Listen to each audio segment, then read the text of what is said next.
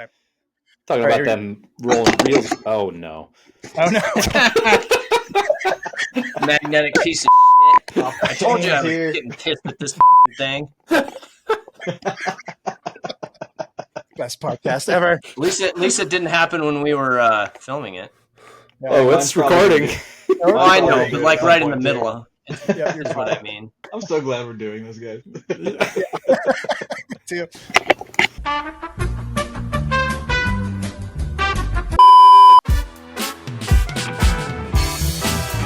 Welcome to Movies, Film, Cinema, your premier movie podcast where we deep dive into the world of movies, dissecting the latest blockbusters, celebrating classic films, and exploring the magic of cinema. Join us as we discuss everything from Hollywood hits to indie gems, all things movies, under one roof. Pop some popcorn, close that disc tray, and enjoy Movies, Film, Cinema. Welcome to Movies, Film, Cinema. I'm your host, Big Bird. We're your premier movie podcast where we love talking about movies more than Keanu Reeves loves taking on roles that are named John. I'm back. Speaking of John, hey, I'm here with my esteemed co-host. As always with me, I've got John the Man Balaban, I've got Billy V, and Tyler the Mime Doctor. Today, guys, we're talking about the movie October Sky, which is right there. Have you guys seen this movie before? Do you remember it at all? Oh, yeah. Yeah, they showed this back in school. I don't remember what year, if it was like elementary school, middle school, something like that, but I don't know if it was to inspire us or some science thing for the fair or whatever the reason, but yeah, I saw this in school back in the day. Yeah, that's what it was for me. I think I was a freshman in high school, and our physics teacher showed us this. It was one of those rare opportunities where they said, "Oh, you get to watch a movie today in science," which was unusual, and so I remembered it from that. But until I rewatched it for this, I didn't remember a lot of it. I didn't remember how good it was. I don't remember it at all. I don't remember if I saw it or if I didn't or just didn't remember it. There was the scene where he's like in the shaft looking up and you could see the satellite, which is a very iconic scene, which is like, oh yeah, okay, that's what that's from. But yeah, I don't remember this movie at all. Sure. Well, it's funny you guys say that you remember this from science class, because that's actually where I remember watching this movie for the first time as well. What grade? Because we were in the same school in high school. Like, what? I don't remember seeing it.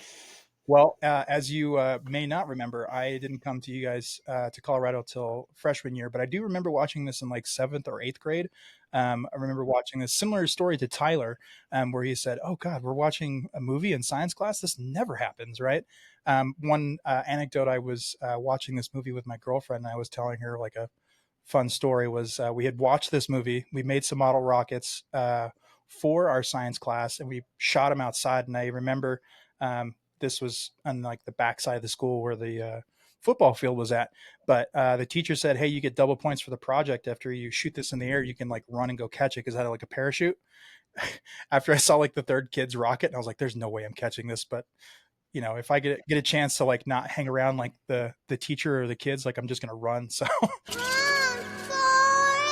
I ended up running like 2 football fields away to go catch it, and like I almost caught it, but I didn't. But I was gonna say I do remember that there's like a kind of like a proud teacher moment in here where, and we'll kind of get to this one later in a little bit, where he ends up using math to kind of prove that he doesn't commit a crime. So if I did the math right, it proves that you can't. It proves we didn't start that fire. That was kind of like the see kids, you can use math to, prove yourself right in the arms of justice. So thought that was kind of like a fun, after school special type of anecdote. I really thought that this kind of film really fit really well into kind of like the American dream, like narrative that we kind of grew up with as kids.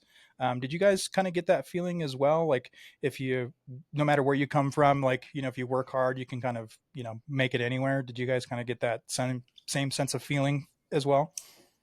I don't know if I would say it as the American dream as much. For me, it was almost more like breaking generational expectations or something like that. Because it was like, well, why are you trying to build rockets? You're from a coal mining town. Everyone in your family is a coal miner. You're going to mine coal. Yeah. Yeah. I guess I'll just jump right into. I'm probably the curmudgeon in this group, and I didn't like it because of those aspects. I like the way you put it, John. It is very breaking the generational norm more so than the American Dream, but I do see the American Dream Yeah. like Yeah. storyline in there. It's part of it, sure. But on my side of things, I thought it was all way too forced and Oscar bait. So I think I'm the outlier in this group that I don't remember seeing this movie growing up, and I didn't like it watching it now. Gotcha. I actually Gotcha. was, yeah, and we'll probably dive into my reasons why, but yeah, Sure. I think it was trying too hard to be the breaking the generational norm, like you're saying there, John, and then also like forcing in there the whole, this is the American dream and you can have it too. Sure. But yeah. Were you focusing on just the story? Everything. It was all the aspects. It was the score, the sound score, the plot lines, and how it developed. It was very. I felt like it was definitely a movie and product of its time. Like it was very '90s formulaic, and I don't know if you know the term Oscar bait, but it seemed like the plot points were very there and not organic. They were just there. I mean, I don't know the term, but I can extrapolate, Yeah. I get the same type of feeling from this movie that I get and this might be taken a weird way unless I explain it correctly, but that I get from like Shawshank Redemption, but just maybe like an adolescent version of it. Not necessarily that the story goes the same way, but the way that the film was made. Kind of to the points that you're saying. Good example, like, because Shawshank is also kind of written in that formulaic, like Oscar bait formula, but I feel like that was done in a it was executed in a way better way. Sure. What definitely different calibers of movie for sure. Yeah, you just said this one is more of a infant, adolescent. Adolescent, yeah, that's a good way of putting it. It is because it is the same formula, but it didn't achieve it in a stronger, more cinematic way, in my opinion. Now, when you were watching it, did you know that it was a true story and that most of the points were actual factual pieces? Honestly, growing up, I've heard the name October Sky. Never knew what it was about. Gotcha. When the movie first starts, like, oh, Jake Gyllenhaal. There you go. Oh boy. That was my first reaction, and then obviously they give you the excerpt that it's based on true events and stuff like that. So yeah, I knew nothing about it going into it, but very quickly, definitely past the first act, like it just felt way too formulaic and yeah. See, I don't know that I've ever taken it that way, just probably because of the nostalgia that I have for it as well. But I can fully see where you're coming from with all of that. Yeah, and I tried to in movies like this, I try to put my mindset in the mindset of the '90s, and I tried to like enjoy it for what it was when it first probably came out. But yeah, there's moments where like when like the violin section of the soundtrack would like swell in at certain moments, I actually chuckled out loud. Because it was a very like '90s way to like make you feel emotion. Yep. So it was like a cheesy archetype for you. Yeah. It was. Unfortunately, and I can see why. I know that October Sky, the name, has weight to it in the cinematic world, and I know a lot of people enjoy this film. So it was kind of weird for me to just like sit there and chuckle at moments like that, knowing that there's people out there that absolutely live and die by this movie. But I have plenty of movies that I feel that way, where it's like universally loved and for accurate, like valid reasons, and it just doesn't work for me. I'm like, nope, I don't see what everybody else sees, so I fully get that. Well, that's my time on this podcast. I'll let you guys. I guess I'll see myself out. Right. Yeah. Well, besides Bill kind of poo-pooing on the American dream. I don't like the American dream. Yeah. American Nightmare. Well, in the same vein of kind of you had alluded to, John, was like the adolescent factor. I thought about there's in movies in general, especially in American movies, there's a lot of like you're on the cusp of becoming an adult type of thing, and it's taking you from your what your known world is, so to speak, outside to where you would become an adult to like something different, and you're kind of rebelling against what kind of is like the social norm, so to speak, to get to that greater place. So kind of defying the odds movies, I was just kind of thinking of like other movies like within the same realm. I don't know if you guys have I seen mean, it's a Coach coming of Carter. age story, you know. Yeah. Coach Carter or Take the Lead. I was gonna say a They're lot of similar. sports movies I feel like have the same type of vibe Yeah, of like overcoming like staggering odds or people that might not be supporting you in whatever your endeavor is, which this movie teeters on that. It's not about it, but um, yeah. And it, kind of rolling into our next point here. It's interesting you say that like people not supporting you. This movie is actually based off of a real, true life story of the gentleman that, is after Homer Hickam. He wrote the book called The Rocket Boys, which October Sky is an anagram for the Rocket Boys. If you, take the time to just dissect that. But on the Blu-ray feature over here, there was a really cool documentary about kind of like what was real versus what was kind of Hollywoodized. In the movie, there's like a lot of chances and instances where like the town really doesn't seem to be like on the side of the boys or trying to they're like making fun of them and doing that.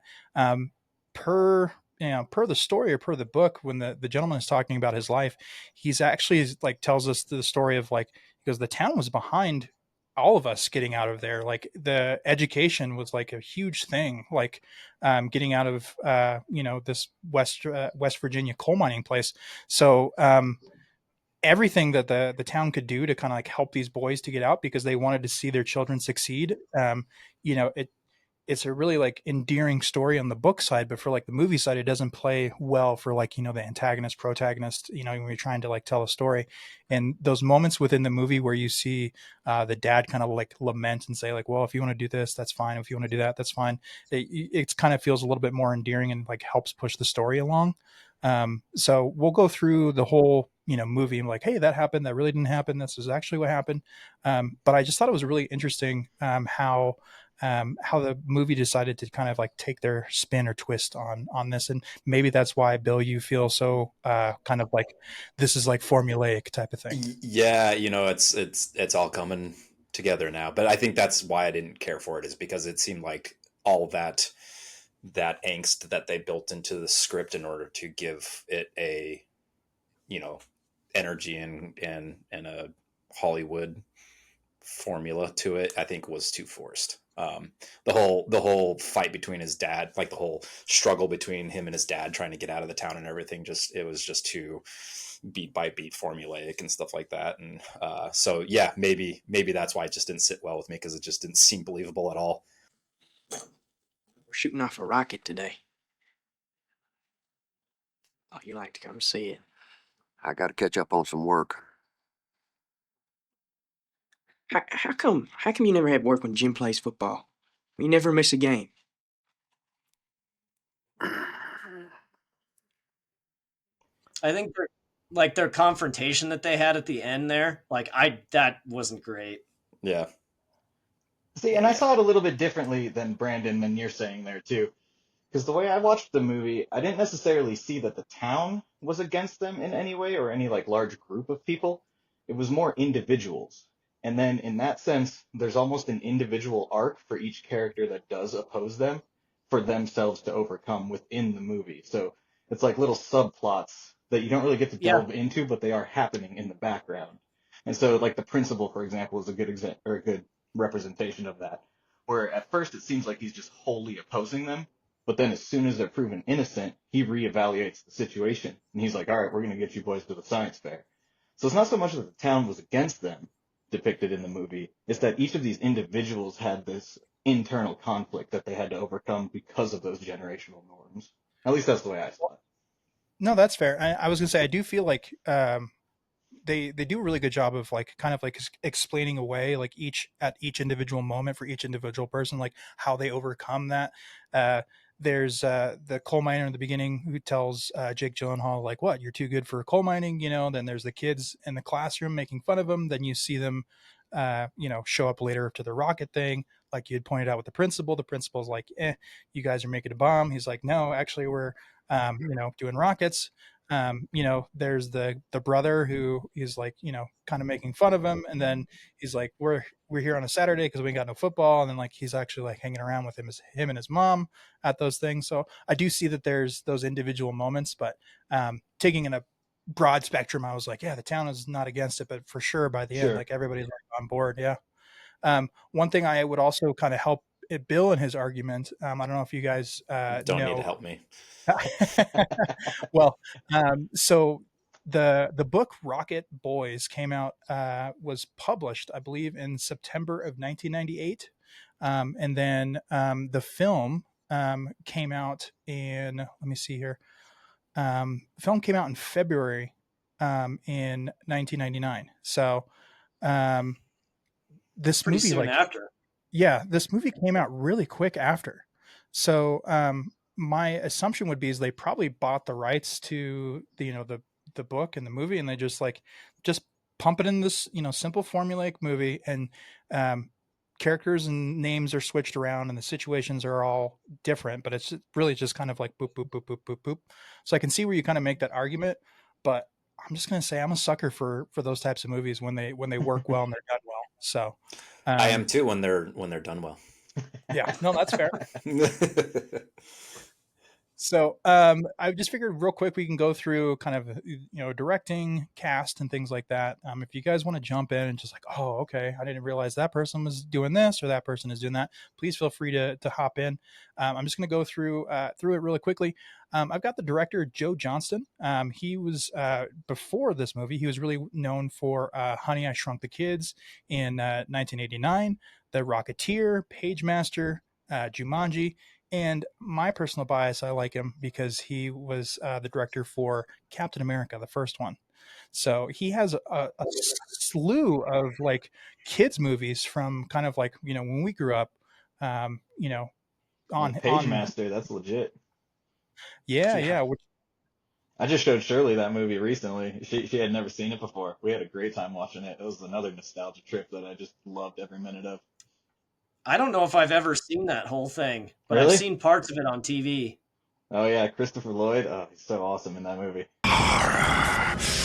Evil demons, wretched monsters, haunted houses, graveyards. Yes, it's horror for you, boy. Yeah, it was a good one. That one I remember renting at Blockbuster back in the day. So yeah, I had one of the VHS copies is like the big Disney version where it's like the big plastic case or whatever. You know what I'm talking about? The clamshell. Yep. So Jake Gyllenhaal is our star of this movie. He first burst onto the scene in Billy Crystal's City Slickers, played his son in 1991. Before then, he was really just kind of known for like TV spots, nothing really big or anything like that. Did some commercials, but October Sky is kind of like his breakout role. It was his first lead in a movie. He's kind of most well known for Donnie Darko, which comes out a few years later, 2001. He's also really known for Brokeback Mountain. Comes out a few years after that. I wish I knew how to quit you. But also in 2001, my favorite Jake Gyllenhaal movie is Bubble Boy. I saw the sign outside and it said that you have $500, and so... What? $500? Oh, dude, Bubble Boy is so good. There's so many quotable lines from that movie. Yes, I would like $500. You want $500? Yes, I want $500! And then like there's so many like random actors that show up in there, like Danny Trejo is in there. No, I'm some kind of bubble boy. How do you take a dump in that thing? Yeah. And that's probably awesome. like one of my favorite actors within that movie. And then the DVD, that if you ever get the DVD, there's so many like bonus features and stuff like that. That's pretty awesome. I've always heard good things. For whatever reason, I just never got the chance to see it all the way through. I've seen like bits and pieces, so probably if I was to think back across it, I might have seen the whole movie just in sections. But yeah, I don't think I've ever sat down and watched it.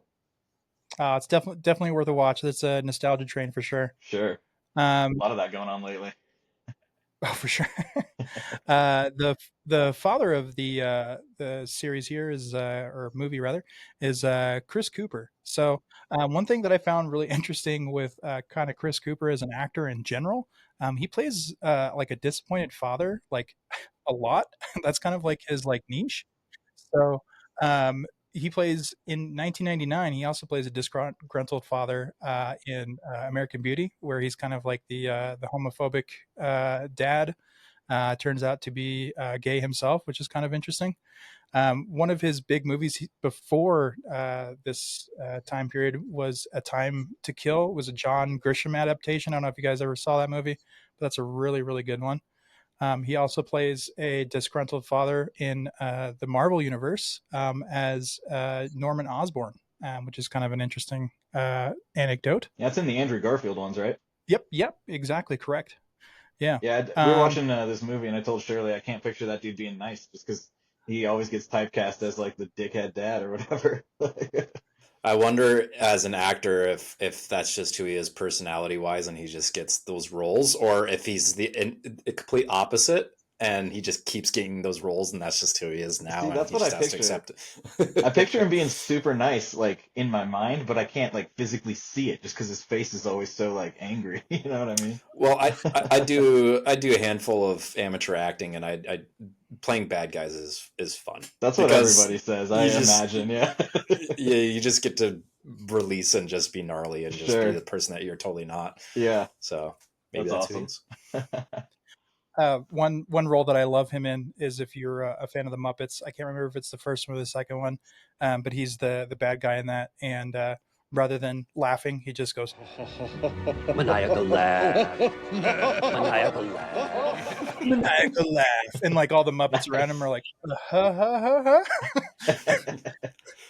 So he's definitely an actor. Every time that I see him on the screen, I'm like, oh, I wonder what bad guy he's playing today. I always enjoy him, but yeah, it's hard to picture him being a positive character. I mean, he kind of is in this movie, but I mean, like an all-out positive character. For sure. He's your all-out American dad, is what he is in this one. Right, yeah. Yeah. There's that scene where him and his wife fight in the movie, and you gotta see him crack a smile, right? And you're like, yeah, those guys love each other.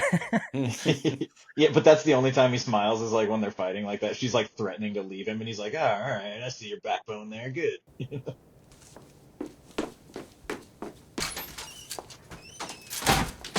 Yep, exactly.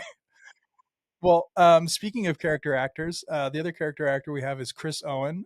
He's been, typecast, quite often as like the nerdy kid. Bill would know him from a mutual movie that we actually love. Came out in 1995, which is Major Payne. Yeah. Want me to show you a little trick, take your mind off that pain? Also 1995, Angus. I don't know if you guys ever saw that one. That was speaking of coming of age Not story. familiar with that one. That was a great one. The other movie he was in, and the subsequent movies he was in, was An American Pie in 1999, as well as The Shermanator. The Shermanator. What the heck is that? Well, his name is Sherman, but he sub named himself. How does one say that? He coined his own nickname as the Shermanator. So he is a nerd, and he's like, oh yeah, I'm the Shermanator. You know what I mean? Trying to make himself a ladies' man, but failing at every step of the way. McLovin style. Oh yeah, pretty exactly. Much. That's a perfect, you got that perfect exactly comparison. Right. For our last couple people here, I have Laura Dern, which Feel the Dern. I kept yelling that throughout the movie every time she popped up. Shirley was just giving me these looks. Feel the Dern. Well, most people will know her from Jurassic Park in 1993, and then her subsequent reprisal of those roles as well throughout the Jurassic Park quote-unquote universe. But the other major thing she was in David Lynch's The Mask in 1985. Rest in peace, David Lynch. Gentleman just passed away. And our last two, which were the other part of the Rocket Boys, were William Lee Scott and Chad Lindbergh. They're really accomplished character actors themselves. There's a huge smattering of IMDb stuff and TV shows and popular movies and stuff that they've been on. So they are definitely working actors. They're not really household names, but they're like the type of guys who are like, you'd know his face if you saw him. For sure, yeah. It's weird because I only know Chad Lindbergh through the first most amazing film ever made, Fast and the Furious. Yeah. Dear Heavenly Spirit, thank you. Thank you for providing us with the direct port nitrous injection, 4-core intercoolers, and ball bearing turbos, and titanium valve springs. Thank you. Yep. I knew you were Jesse, right? I think is his name. Well, Jesse, yeah. I don't know, because like you said, I guess his IMDb is enormous, but I guess I just haven't seen a lot of his films or whatever, and I just know him as Jesse from. So when I saw him, I'm like, oh, he does other things. Yeah, right. Or did other things. did other things, yeah. Which, you know, now that we say like they're character actors and they bring a uniqueness to the role. Did you guys notice that he like had like a limp the whole time? Okay, I noticed, because especially when they found their new launch site, when they got to the top of the hill, his leg is like, is that just a disability he has as a human, or was there a cut scene? Was there a scene that they like filmed and cut and he had a limp? Because he wasn't limping in the scenes before that, right? I don't think I noticed it in the scene when they were shooting out in the woods, and he says like, "We're gonna hang out here like hillbillies or whatever." I noticed it in that scene, and then and I was like, I don't remember it before. Yeah, when he was climbing up the hill, it's either the actual, like, Chad actually has a disability that we just don't know about or whatever, and that's his actual gait, or they cut a scene, like they got into a more of a tussle or something like that, because the way he was like, the way his leg was and the way he was limping up it's like there's definitely, it's not like they highlighted it in the camera angle, but the fact that he's they're showing the group, they're showing it. It's like it had to be a cut scene or something like that. I didn't really care for the movie too much, so I didn't really do any research. So I should have gone in and like done some like behind the scenes and stuff like that. But I got the feeling they cut a scene that apparently you were paying closer attention than I was. I guess I didn't even notice.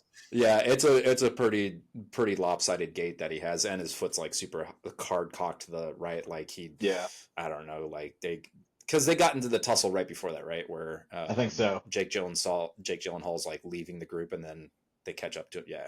So it must have been something. Something happened. Well, as a human who has no depth perception, I probably just think everybody walks like that. the whole world walks like that, and you don't, right? So like the whole world's askew. Yeah. Well, the mime doctor doesn't notice unless they come into his office, right? Yep, unless he's miming it. Did you? Is that the end of your list of noticeable actors, or because I had one that popped up for me? Sure, that was my list there. I mean, there's some other character actors in here that are in here. There's the gentleman, I think his name's Boryeski or something like that. The gentleman who is of Eastern European descent. He has been like every Russian character in every movie who's ever existed.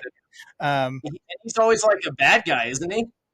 Yeah, but speaking of Spider-Man, do you know who he is in the Spider-Man universe?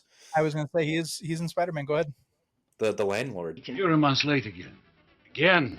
I promise as soon as If promises were crackers, my daughter would be fat. That's another, just like Chad, that's another actor that it's like, haven't seen him in anything else. So when his face popped up, I'm like, yeah, the landlord. Yep.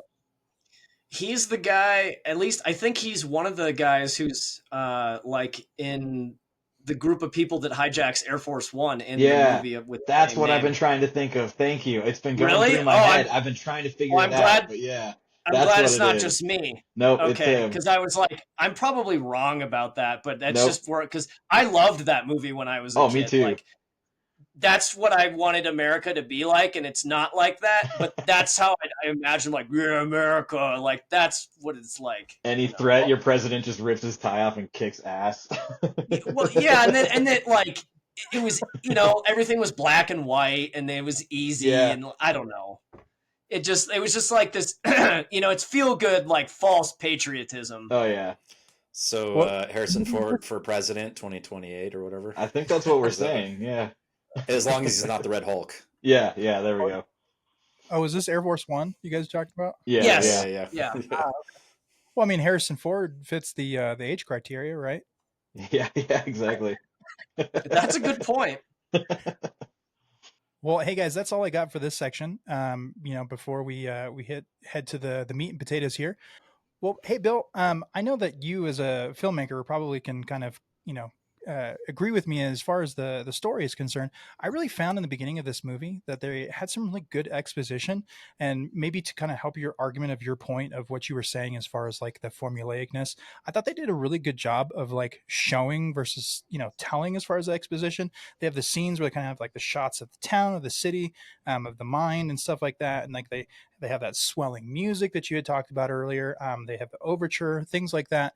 The other thing that I thought that was really kind of cool and neat and kind of helps kind of set the mood is the radio podcast that they have, or podcast, radio broadcast that they have in the back. They have the radio broadcast in the back. There's a time traveler, and he went back and did a podcast.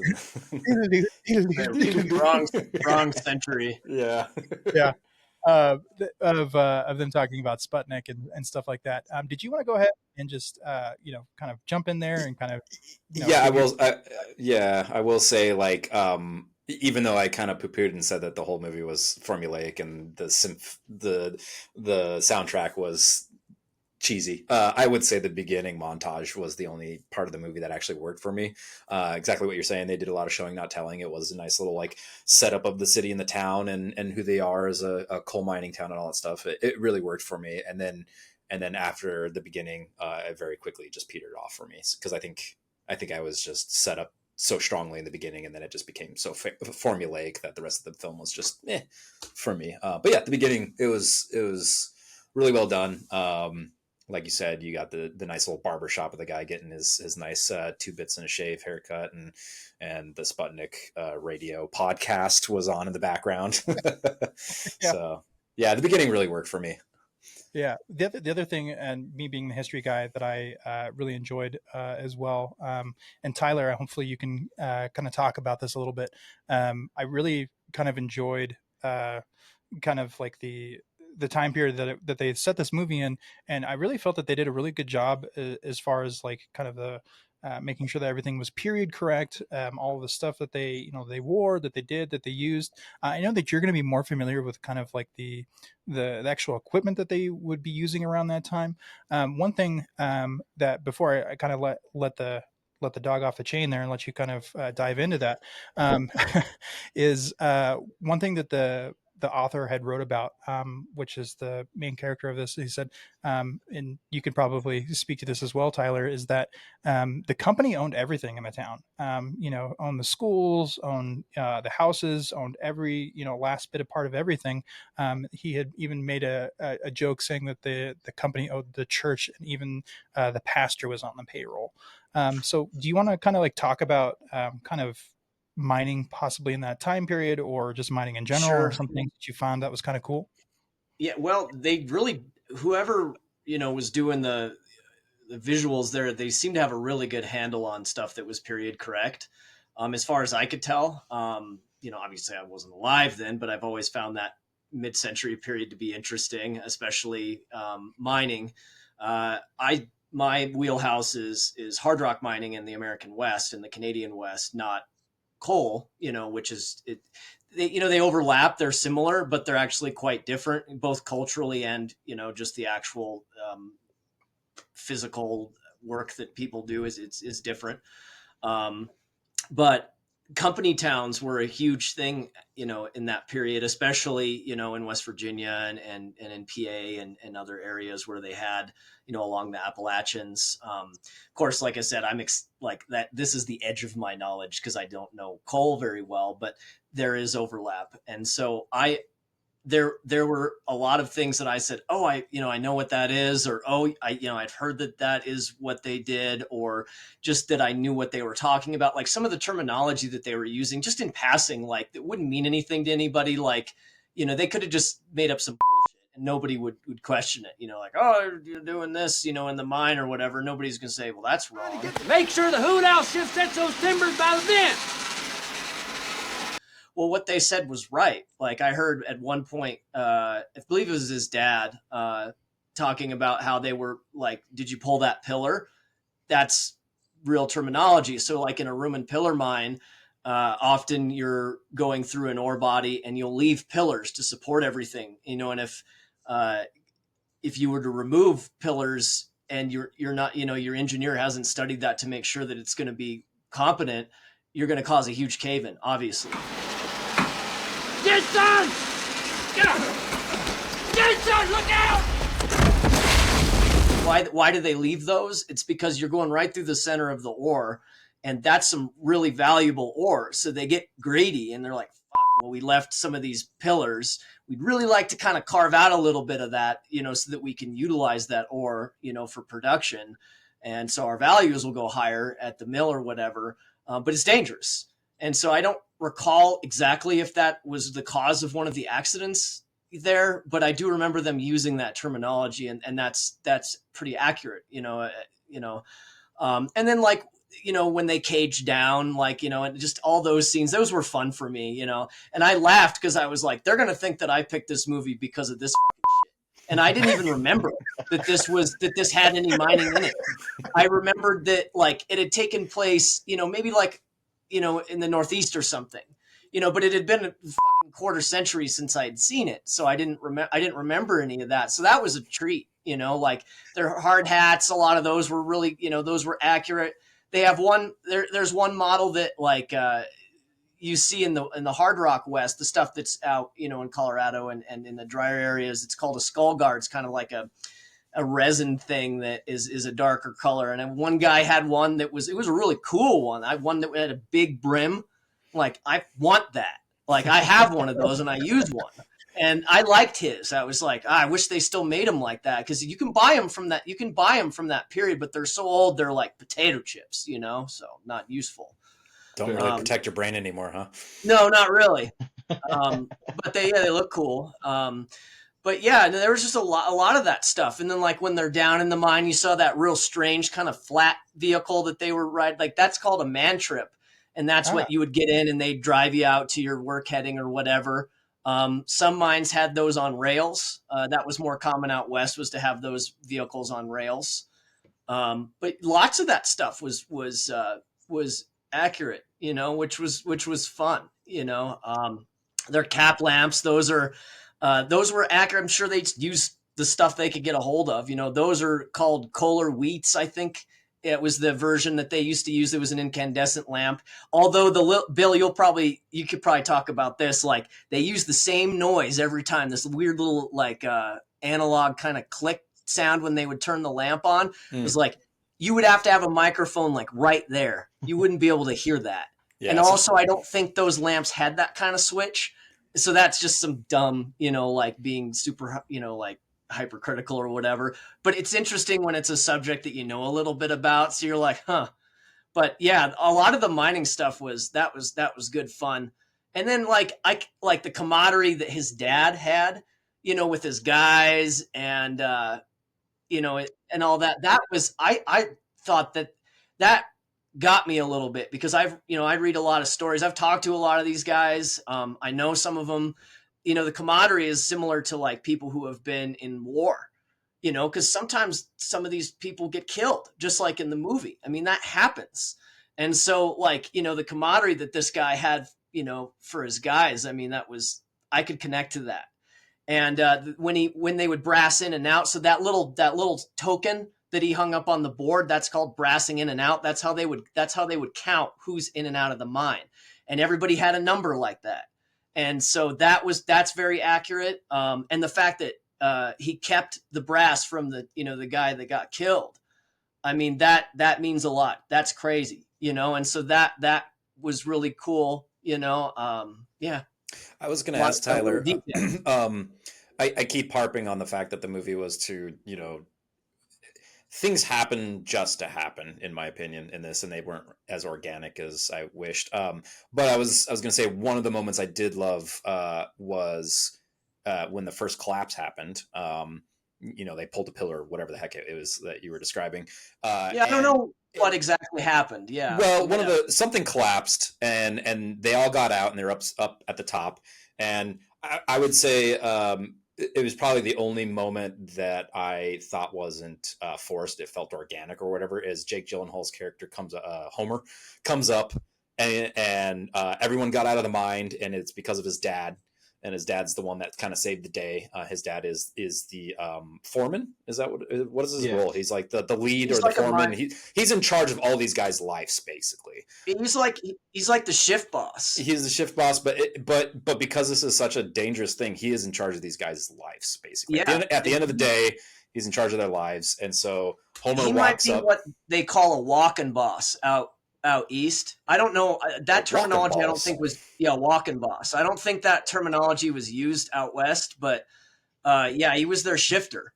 That's the term that we use out here for somebody like him. We would have been the shifter. So he would have been on surface, and then he would have gone down into the mine and checked everybody's heading and shit, and made sure that they knew what they were doing, if they had any problems, if check their fucking grade lights and shit, that kind of stuff. And then like you saw him, he was all, his office was in his house. And so if there was a problem, he had a direct line. He could talk to people and stuff. So yeah. So like I think they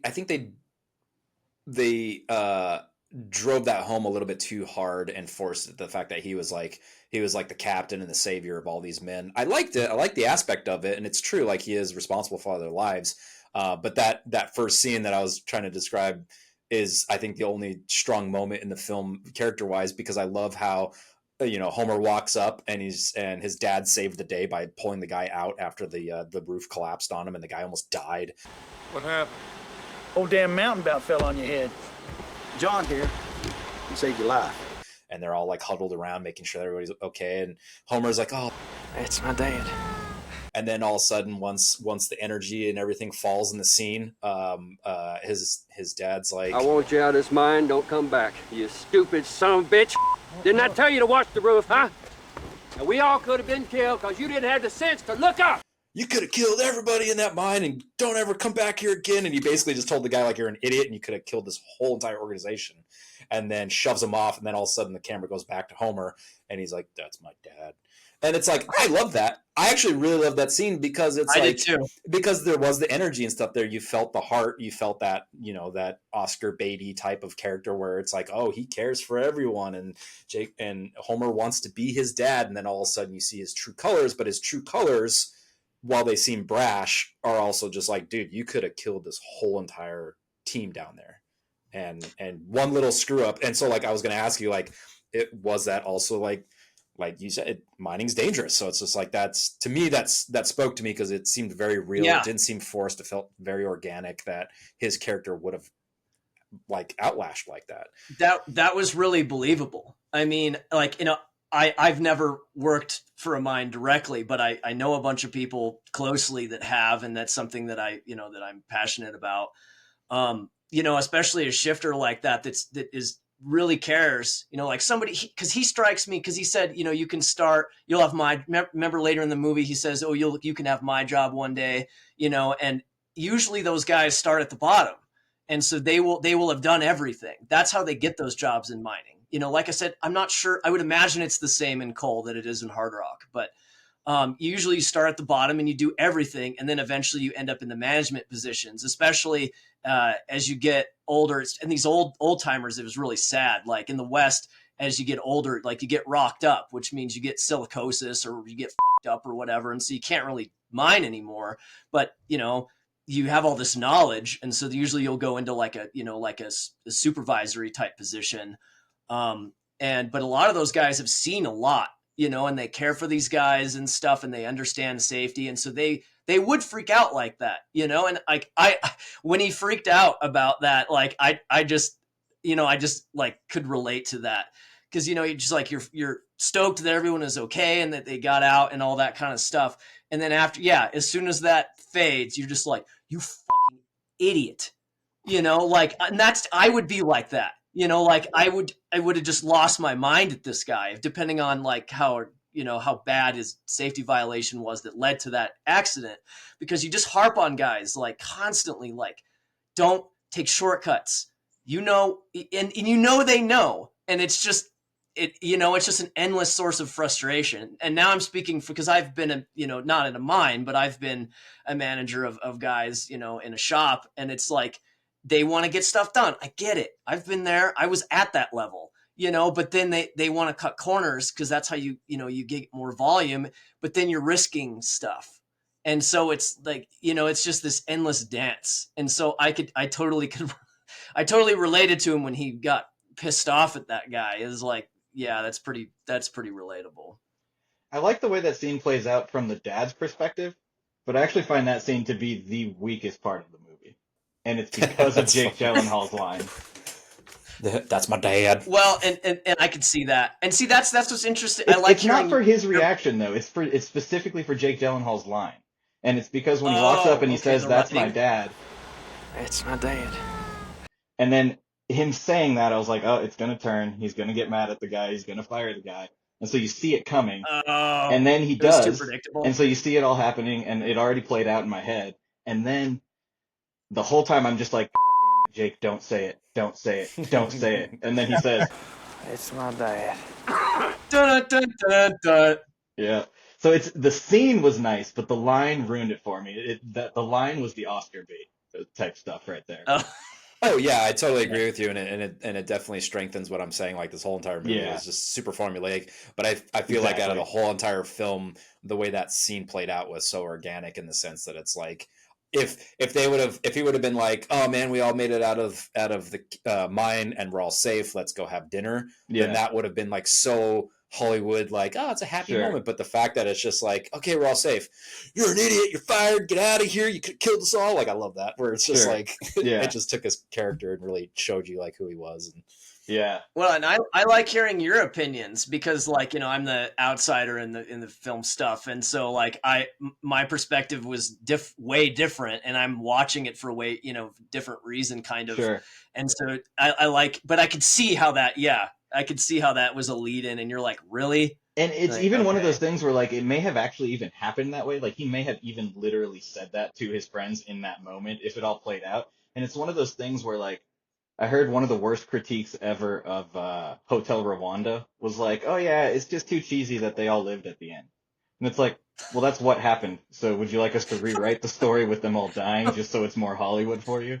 And so, like, even if it did play out that way, it just feels Hollywood. You know what I mean? And so that's where I was like, oh, that line is just too much. But to your guys' point, it is a great scene how the dad reacts. Yeah, so it's one of those.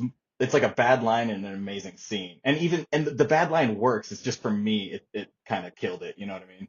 The 90s was pretty synonymous for doing script writing where they would do something like that, where they would say the same word or the same line 3 different times. And that was just that, like, that's my dad. That's my dad. That's my dad. And that's just how it was just like a tool that they used in the 90s a lot. And it just, for me, it never landed. I haven't even thought about it that way, but now that you're saying it, I'm like flashing through scenes where that has happened, and you're absolutely right. I don't know that it lands for me very often either. Backtracking, it does make sense, Brandon. You said like they've published the book and then all of a sudden they're making the movie, so like it makes sense if they were just very quickly plugging and chugging it into like the formula of a. They probably owned the rights before the book was finished and everything. You know what I mean? Whatever it may be, but it definitely seemed like scene A, B, C. Okay, done. We're good to go. You know what I mean? Like yeah. No risks or anything like that. Just straight up. This is for award season. Mm-hmm. Maybe it wasn't. I don't know, but it felt like it. Yeah. Well, welcome to Movies, Film, Cinema, where we take 10 minutes talking about one line. Hey, it's what you got to do, man. It's what you got to do. It can change the entire movie. My dad. That's what I love about you guys. We do deep dives on stuff that just like, hey, did you guys see that one podcast? Yeah, they talked about 10 minutes about, that's my dad. You're an idiot. That's not how I read it. Yeah. And then like whatever like one of the most important lines is, it's like, oh, it was okay. Yeah, anyway. That was a throwaway. Yeah. Well, just to in cap what you guys just said. You get no input. I enjoyed that line. I thought it was funny because I've seen my dad do stuff like that. Him being in the military, him yelling at somebody, then I'll come over to somebody and be like, "Hey, how you doing?" I was like, "That's my dad." So you know what? I can see it coming from you much more organically than it happened in that scene. I feel like. Yeah. Well, one thing that like even in the opening sequences, besides seeing kind of like the tenacity of Homer's father, and then Homer himself, we get to see him with him in like the football scene, him and his brother, and like his brother's friend. He's like, hey, go easy on him, right? And Homer just keeps coming back and back and back and back and back after he keeps getting knocked down over and over again by this football player. So we can kind of see Homer in his father a little bit, and vice versa, that both of these guys are they're hard chargers. They don't like to give up very easily. I thought that was also to Bill's point, a little bit cliche, but I thought it worked a little well there. I feel like it works well to show that he's not athletic the way the brother is, but yeah, he also isn't like a wimp that's going to give up easily on anything. And so, like, as cheesy of a scene as it is, and I do find that scene very cheesy as well, I do think it serves its purpose. So it's one of those, it's like, do you want to try to do this differently and risk doing it either poorly or even more cheesy than we already did, or do we do it with this football sequence? And so in that sense, like I said, cheesy as it is, I feel like it at least works. Yeah, it's hard for me to I'm torn in the sense that it's, again, I try to put myself in the mindset of like, for one, this is a movie made in the 90s, and two, it's a period piece of a time when like being a football star was like your ticket to getting out of like a small podunk town or something like that. You know what I mean? So it's hard for me to, on one hand, realize like this isn't necessarily a cliche storyline, but it is kind of cliche because it's been done a lot for that time period. But it's also like, that's just kind of how it was back then. Be a football star, move up, get out of the small town. But again, yeah, I agree. Like it almost seemed like it was a forced character plot. I don't know. Mm-hmm. Yeah, I almost feel like this is just a continuation of kind of the beginning in general, where it's just a lot of showing more than it is telling. So they just kind of show you that, hey, this guy's like this guy and that guy's like that guy, and he just doesn't give up. So one of the next few scenes that we kind of see, which is the catalyst for this movie, is they're all outside, looking at Sputnik, and you can kind of see that the kids could care less, the whole time until actually Sputnik does come over, and then they're like, in fleeting, type of thing. But what I also really enjoyed was the like all the parents, and which were real concerns of people at the time. They're like, oh, they're taking pictures of everything from up there. They can see all our bases, and it just it's kind of interesting to kind of hear similar things that you hear from your folks, and nowadays where there's some new technology that comes out and they don't understand it, and then they hyperbolize like what could be like, oh, well, they're tracking everything and they're doing everything right now, and it was kind of a endearing scene. Have you guys had any experiences like that, similar, where your parents says something, you're like, yeah, okay? Not off the top of the head, but like that is, like you're saying, it is a very like every generation of humans, I guess we get like some sort of technology or whatever that goes up, and we see it, and then it's always like, oh, they're tracking us, or oh, they got your info, or whatever it is, and it might just be it's just a satellite for tracking weather. You know what I mean? Like it's every generation, I think, has that like conspiracy theory or worry or mindset of what are they actually doing? What's it doing up there? And it's kind of a little bit of a tangent, but I don't know. Have you guys ever seen starlight up in the sky, like with the naked eye? Just in general, like in the desert from stars, like on the ground looking up, not Starlink. Have you ever seen Starlink in the sky? No. Well, I've seen satellites going by, but I don't know what they were. Okay, so it's weird. Like a couple of years ago, I was under the influence with with family and friends, and we're out at a beachside Airbnb, and we're little sheets to the wind, and all of a sudden you just see like a row, like a perfect line of like 20 dots. So if you can imagine in the movie, how it's just that one little, it's a satellite. We've all seen a little satellite.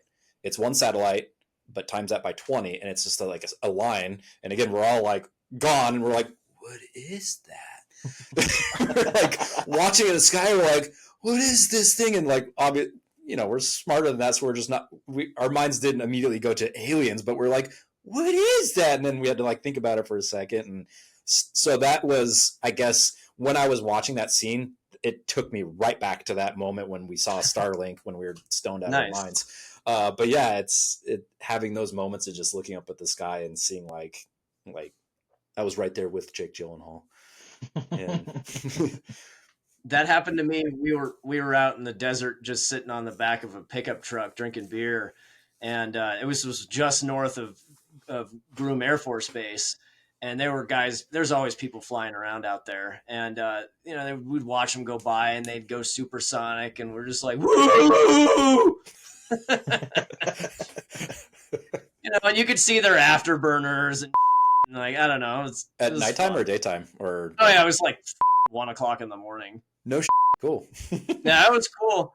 We got buzzed. The first time I was ever up there, we got buzzed by a guy. And I know he was doing it to with us. He had to have seen us. We were the only vehicle on that road in the middle of like one of those, like it's all basin and range out there in Nevada. So we were in the middle of this basin, and he had to have seen us from like 10 miles away and was like, oh, these poor bastards, and gets down pretty low. And I had just gotten out of the truck to go pee.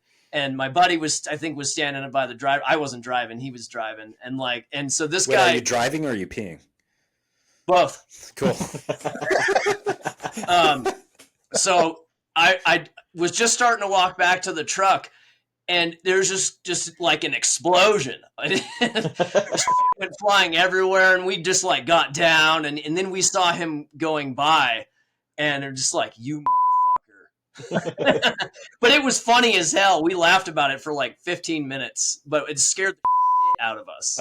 Similar thing happened, was it 4th of July's ago. We were paddleboarding on a lake up here in Washington, and it was a cool lake where it's kind of a long lake and then it had a little bend to it, and we're just chilling, drinking some beers at this moment, and then all of a sudden I look over in the distance and I can see an F-14 just round a bend. I'm like, is that a jet? And it looked, because like the distance wise, you're like, it looks low, but he's probably turning around, and he did the same thing. He buzzed everyone in that lake, and it was I don't know, like a couple 100 yards above our head. Like it was low, and he was cranking that afterburner like as he went over us, and everybody in our boards are just like sloshing around in the lake and stuff like that. And you could tell like it was only one of them, so I don't know if he was like part of an air show or something like that, but you can tell it was like his normal flight path or his normal turnaround, like he knew. Like the area. He knew, and it was 4th of July, so he figured it was probably a loaded up lake. So Nice. Well, I say I do enjoy the scene in general, and I also kind of enjoy the fact that I miss the fact that growing up in a smaller town, being able to look up at the sky and being able to see stars, something you kind of miss living in the city. One thing that I thought Bill would love to share maybe a story about. He gets inspired by Sputnik, and then he's like, I'm going to build a rocket, right? Well, he ends up building basically a bomb, and he puts it on his mother's fence, and he explodes it. 10, 9, 8. Should we get behind something?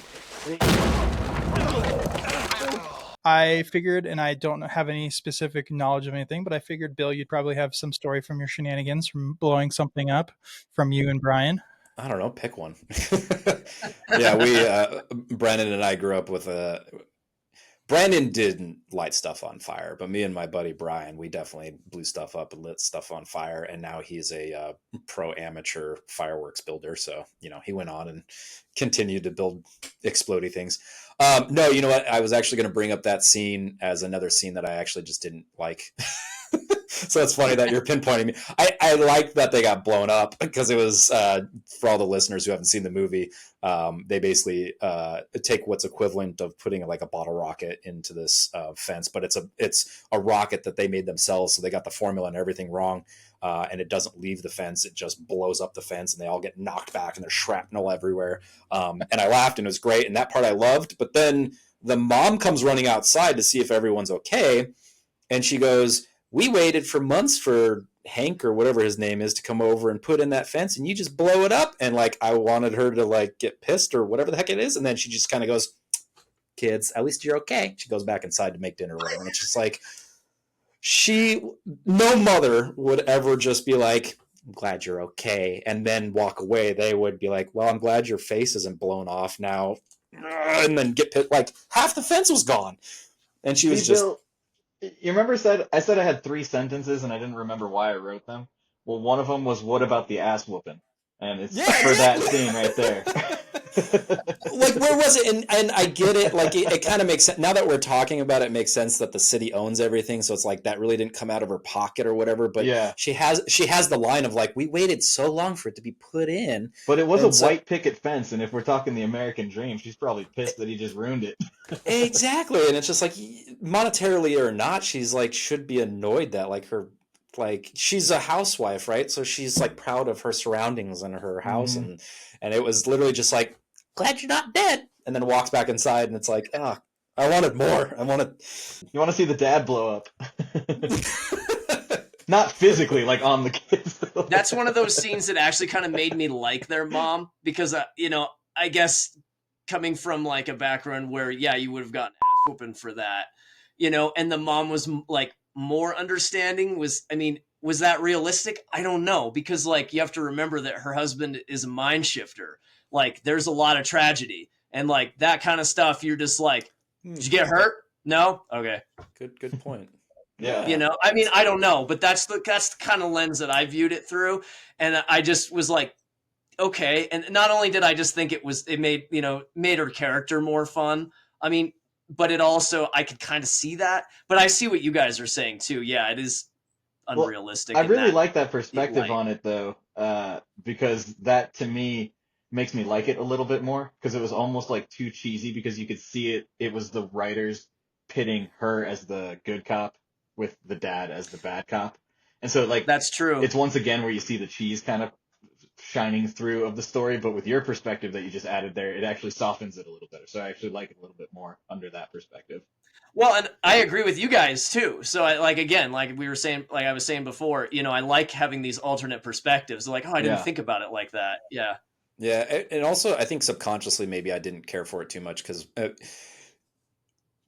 kids back in that era would get in trouble or get reprimanded or whatever, but at the same time, population was a lot smaller. Everybody knew everybody in town, so it's just like when stuff like that would happen, kids were either given a stern talking to or whatever, and then they just went on and did kid things. Whereas nowadays, it's like you're going to jail or you're doing whatever, or like the repercussions are a lot more like severe nowadays because it's not a small town and it's not like got like a very Tom Sawyer feel to it. Yeah, exactly. So maybe subconsciously that was my other let into them, like really, like make them put in a new fence or something. I don't know. Right. So yeah, it just that's the rest of the movie. Yeah, they're just like making money for the fence. Yeah.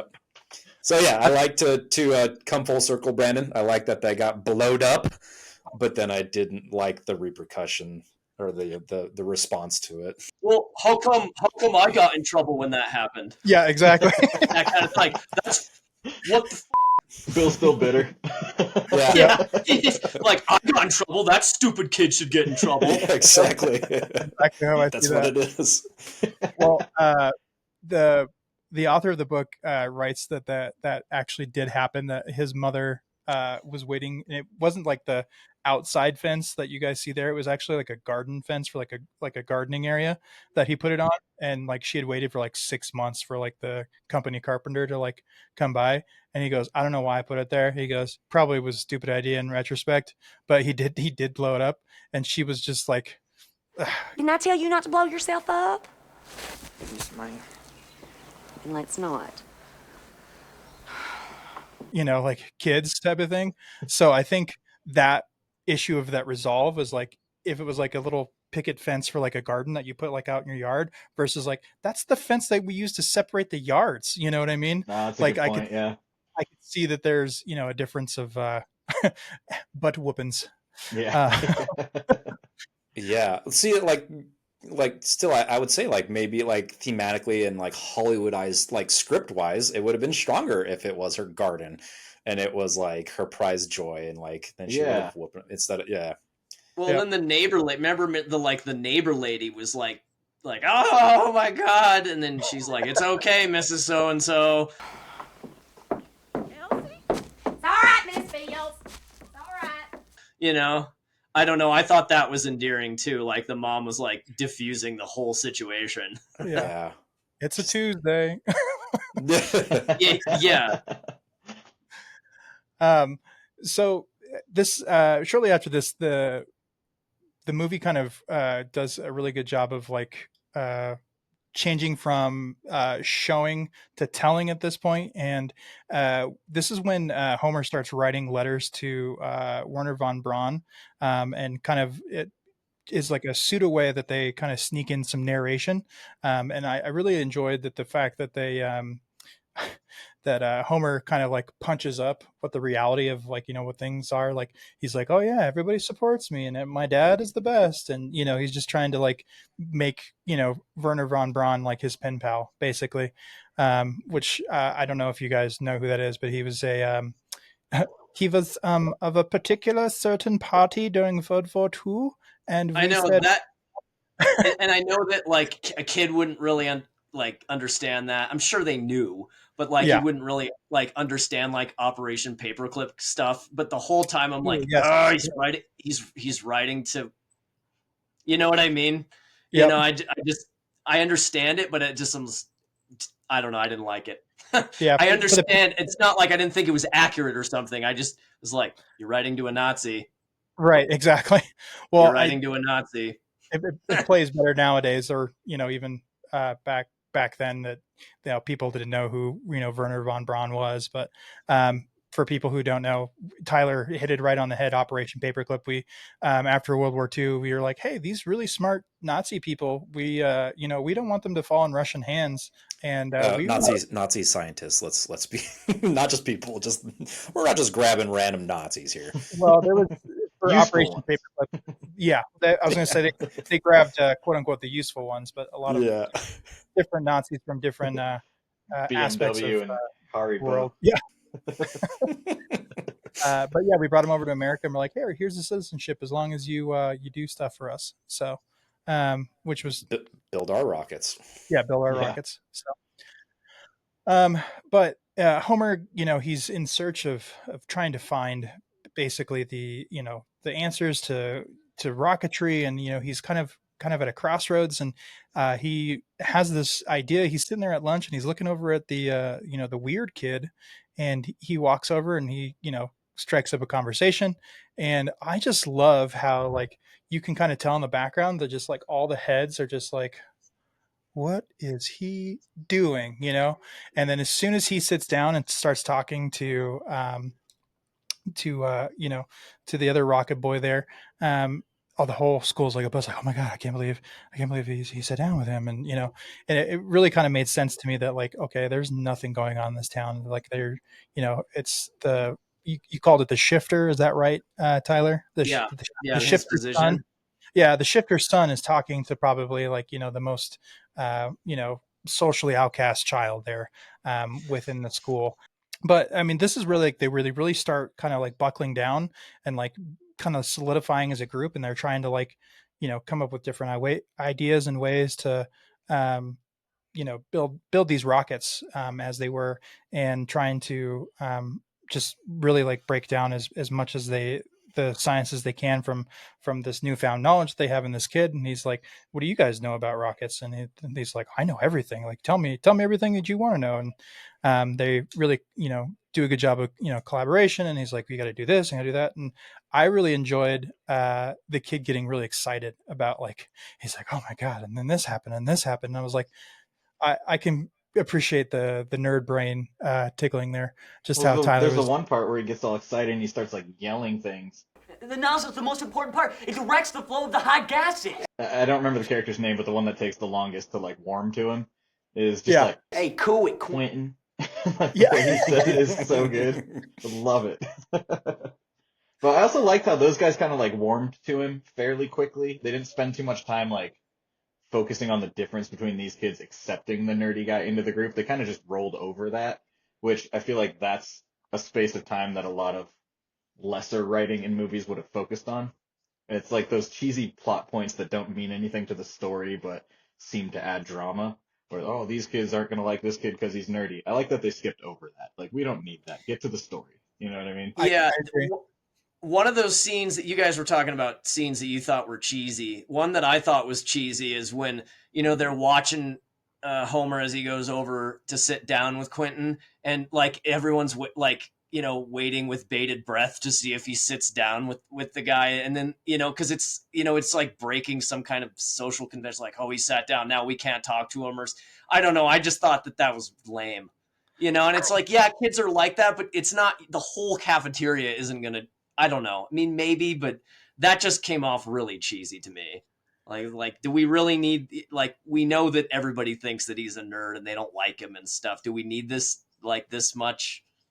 See, I see like both extra... sides of it there. I definitely agree with you, Tyler, on that it's like a little bit too cheesy. But I also see Brandon's side of it too, where like, if this kid is the shift boss's son, everyone in the town would know who he is, and he's also the younger brother of this star football player. So even if he's not popular himself, he has this like reputation, he's being watched. I guess. Yeah. So then everybody sees him sit down with the nerdy kid, and then once again taking into consideration the time period, that reputation probably was a bit stronger than it would be today.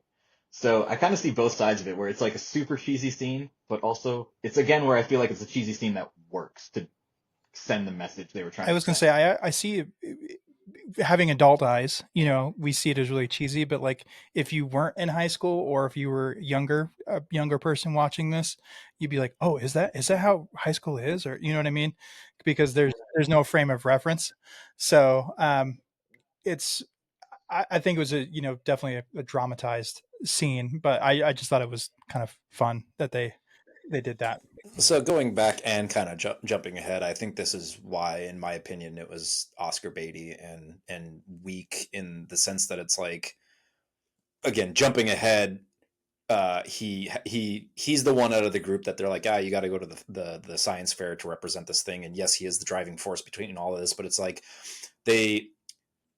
to John's credit, they don't really need to write about how he became rocket smart. They kind of show it over the years, but at the same time, he knows nothing about rockets and basically leans in on Quentin for all the knowledge of rockets. Like, Quentin is the scientist. He is the one that knows how to do rockets. So it's like, because this movie was about Homer and centered around him, they made him the star and the hero, and he is the Rocket Boys. But in all reality, he was basically just the foreman keeping, the thing moving forward type of thing. Whereas like Quentin's really the rocket guy. So I think that was just like, they put this scene in the cafeteria to show that Quentin's a nerd and Homer is the cool boy, even though he's not, because he's not really a jock and like a football star. He is the shifter's son or whatever. So like to me, it was just weak that it's just like, well, you got this pretty boy that needs the nerd to make the rockets, and now we have rockets. So it seemed too forced, and they didn't really. But at the end of the day, it's just like, again, to your credit, John, if they really had to dive into how they all work together as a team, then it would just make so many extra scenes in a much longer script that would just get drawn out or be written weak. So it's like, how else do you do that? But at the same time, it's like, it was kind of that nerd and jock trope where it's just like, now we're all best friends even though we're cut from different cloth type of thing. And it just fell short for me, but that's why they put it in. A 90s movie depicting an earlier time period. It's full of that cheesy stuff. Yeah, but to your credit, again, it's a good thing that they didn't really like live in it. They just kind of glossed over it because they didn't have to, and it would have been terrible if they did like really live in the whole like, oh, he's a nerd and gets picked on by everybody type of thing. Like, they showed a little bit of it and then we moved on from it because that's not the story. So yeah, exactly. They did it justice in that vein, but. So one thing that is kind of like a running theme within the movie, at least, that's different from what actually happened in real life. So the guys get together, they go to the company machinist and say, hey, can you help weld this washer on here? And they end up using company time, and they shoot a rocket on company property, and they get in trouble with that. In actual reality, the author writes about saying that there was a lot of times that they kind of like turned the other cheek, and there was a lot of times that the machinists on staff would actually help them anytime that they wanted. So per the movie, and this is another formulaic argument. This is, the push and pull that this movie needs is like, well, you can't do it here, but how am I supposed to persevere and stuff like that? I thought that was a interesting choice, at least. The other thing that they end up having to do, because they shoot this rocket and accidentally, shoot this rocket towards, I guess, the dad's house, or not house, office rather. The dad tells them, hey, you can't be on company property and you have to go off site, which actually did happen. And they end up going to, I think they refer to it as a slack dump. And maybe Tyler, you can kind of confirm that with me, but they go to a slack dump, like this like area where they have just like, I guess, like the leftover process of like the coal mining stuff. And it's just like a perfectly flat area where it was perfect for them to like launch their rockets. What I think they called it was a slag dump, like SLAG. And that would have been, that's what it sounded like to me. And I know that is like, if you have a smelter nearby or something like that, where you would, melt the like processed ore down into ingots or into, stuff that could be transported or whatever, you get like slag, like all the dross and shit that, is, I don't know much about, smelting, but it's just like leftover junk, and then they would truck that all out somewhere and dump it. And you just have these big, they're like waste rock piles. Like here, in the West, you like see, old mines, and they'll have like, you can identify them because they'll be like, like a trailing of waste rock coming down. It's like that, but these are like dumps that would have been like around like a foundry or a smelter or something like that, where they would dump the garbage that was a byproduct of smelting stuff. Oh, okay. One thing I was going to say, because you said the byproduct. I noticed that because obviously it's coal and they're like black. I just noticed that like the ground, it was all black. So that kind of lends to kind of what you're saying. Then is like just like kind of like the leftover stuff that they're refining, and the slag. It could have been just waste rock from the coal mines. I mean, like I don't know if they could, because terms, it's weird because it depends on the industry. But like one term on one side will mean something else. So like I know what slag means for hard rock, but if like for coal, it could mean like coal waste rock. I don't know. So like you could be absolutely right. It could be like coal waste rock or something. But my guess was, when I heard them say slag, I was like, well, it's probably a slag dump from, a smelter or something. But yeah. Yep. Yeah. Well, their new slag dump or whatever that they have, their big flat area. The big flat land over there. They call it Camp Colwood, like after Cape Canaveral type of thing. So the I guess the gentleman who takes over for who we talked about, the Russian guy who plays every Russian in the movie, the new African-American machinist, his name is Mr. Bolden. I guess he was a former Red Tail pilot, but like one of the first rockets that they shoot, and it like shoots right past him. Hey, look out! And he's like, oh. I'm sorry about that, sir. That's all right. That's all right. Homer, I flew with the Red Tails in World War II, and seeing that rocket come at me, it almost took me back there.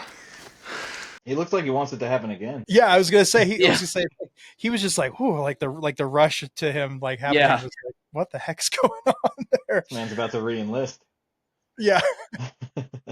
So yeah, this like really starts like the antithesis of like a really fun montage that I enjoyed of them like launching a rocket, explosion, launching a rocket, explosion, launching a rocket, explosion. And I love how they segmented it, like, oh, that one went up, bang, crap.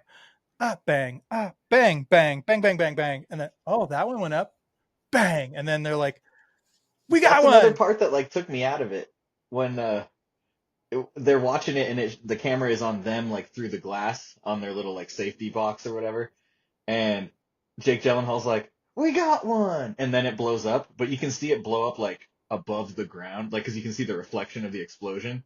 So his like, we got one is cheesy, and then you see the explosion happen not where it should be if it had already done what it did.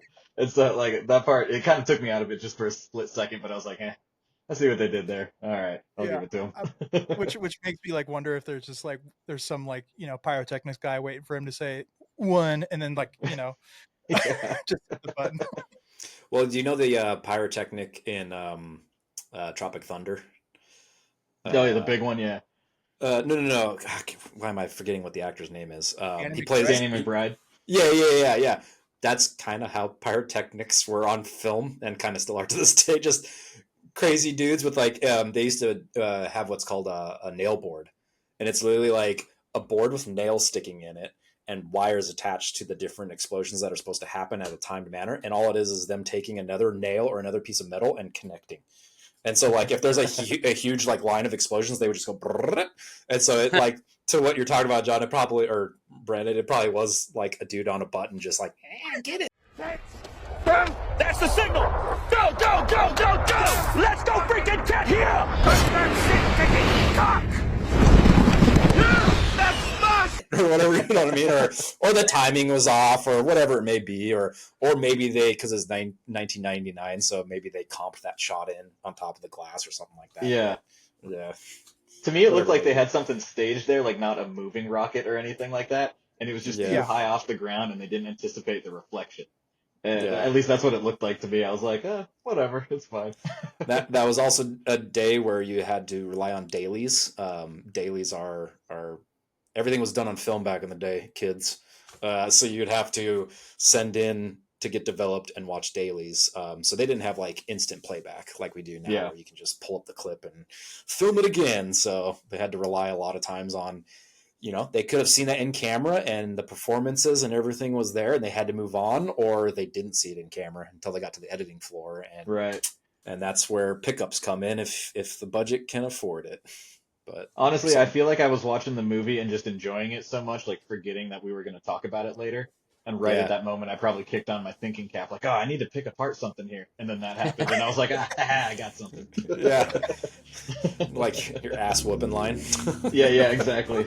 It's like, I'm enjoying this too much. I need to critique something. Hang on a second. Yeah. Well, after the montage, they're kind of like at a moment where they're stuck, and they go back to the school, and the teacher finds them a book based on rocketry, and this is actually also based on a true part where the author writes about, and the author says, the librarian and the teacher, they spent weeks and weeks and weeks, and they finally found one. And then that kind of like really within the story, as far as like the writing was concerned, that's where like they actually took off. Before then, they just kind of were like amateur, rocketeers. And like after that, like it opened up a lot of doors for them. So I thought that was kind of a really cool, like little nugget of truth within the story as well. Because they, in the story at least, because they are better at making these rockets now, they shoot a rocket that goes up super, super high, and they get blamed for a fire. And that fire turns out, they're like, oh, this is going to be happening in a town. I think, was it like Weston or something like that was what the other name of the town, like happened in Weston. And so police, not even from kind of the area, they're like the state police, and they're like, we found a rocket and it was you guys. This is also based on a true story. The kids had to basically prove that it wasn't their rocket. The proof was actually that they found their rocket, and they had to show that the rocket to the police basically, and just say, hey, we have our rocket. So that part is true. To kind of bounce back off of what Bill was saying earlier, yeah, that was kind of the turning point in Homer becoming the scientist instead of relying on Quentin anymore, which is what led him to go on to work for NASA later to train astronauts and everything like that. So proving his own innocence so they could keep doing the rocket stuff basically motivated him to learn the math and everything, which I thought was pretty cool. Yeah, I think my problem with all that though is they didn't show it. They just there was he needed to prove his innocence, and then he proved his innocence with math instead of like, and I guess that's probably a moot point, because it's like, how do you make that entertaining? Like, oh, he's learning math, it's cool. You know what I mean? Like, but it's just 1 minute he's relying on his team to build these rockets, and they're all building rockets, and then the next minute he's in the coal mine, just living out his life, and then the next minute he's using high sophisticated geometry, algebra, all that stuff in order to prove like he's innocent. So it's just like, it was a little bit of a stretch for me, but in the time allotted. For me, that's all wrapped up in the line that he says when she gives him the book. When she's like, I know this is all above your head and everything. He just goes, oh, whatever, I'll learn the math. And like, that's all summed up for me in that line because I've Not been that believable. person before. See, I don't know. See, I've been that way before. I was a youngster wanting to be a shredder of the guitar, and I had no means to learn it. And so eventually I was like, you know what? I'm going to teach myself. Sat down and I did it.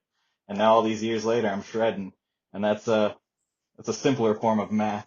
Yeah, as someone who also, like, I got up to advanced calculus in college, math is not something that, like, music and instruments is something that you can organically learn, and if you have a mentor, great, you'll get there sooner. But music is just in nature, you know, it's part of us and stuff like that. Whereas math is like hard and strict, and there's a right answer and a wrong answer. So like you kind of need that years of mentorship, or you know, like having a professor actually teach you what you're doing wrong and stuff like that. So for me, it was just like, you can't learn math that fast.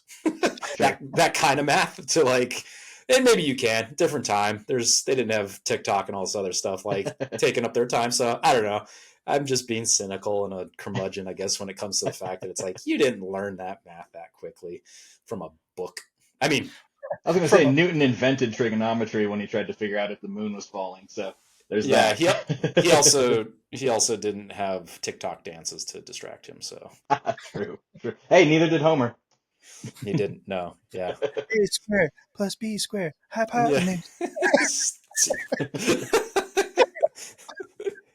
Well, as you guys kind of alluded to within your story, Homer ends up going into the mine, taking his dad's place because he gets injured, and he self-decides because his brother's got a scholarship, or what have you. One line that stuck out to me because of the mom and just the way that she is and her accent. And John, we talked about, I think it was last episode, where you're like, when people just say certain lines and they just say them like in a funny way, they just stick out to you.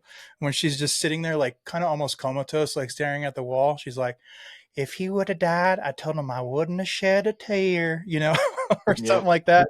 And that just kind of reminded me of like a, just really like strong Southern woman. It's like, I didn't even care. I feel like that was probably the most believable line in the entire movie. Was her saying that right there. It's like, yep. I liked that line because I could see her being somebody that would, she's thought about this, you know, and he's probably run up against, disasters and stuff before. And, she probably has community with the other wives that are, married to people that work in the mine that are in as much danger.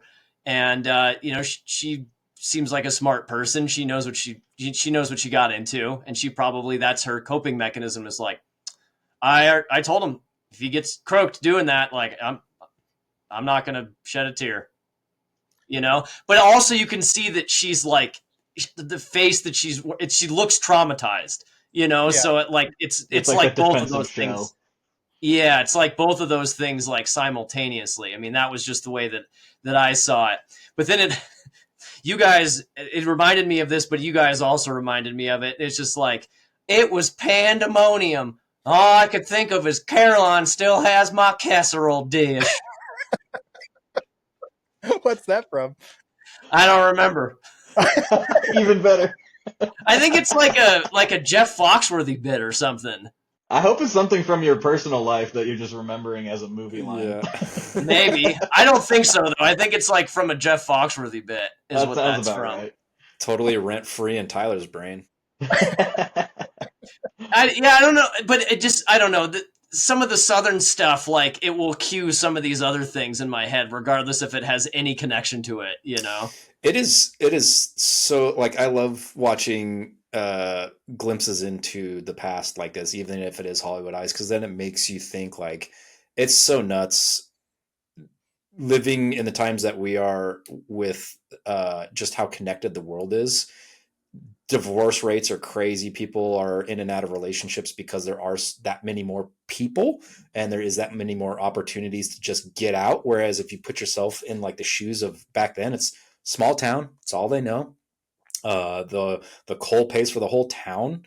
It's just crazy to think that it's just like you'll go your whole life knowing just this town and being married to this person, even though they irritate you day in and day out, just because it's your life and you have kids and a family. And it's just nuts, like the black and white comparison compared to then and now.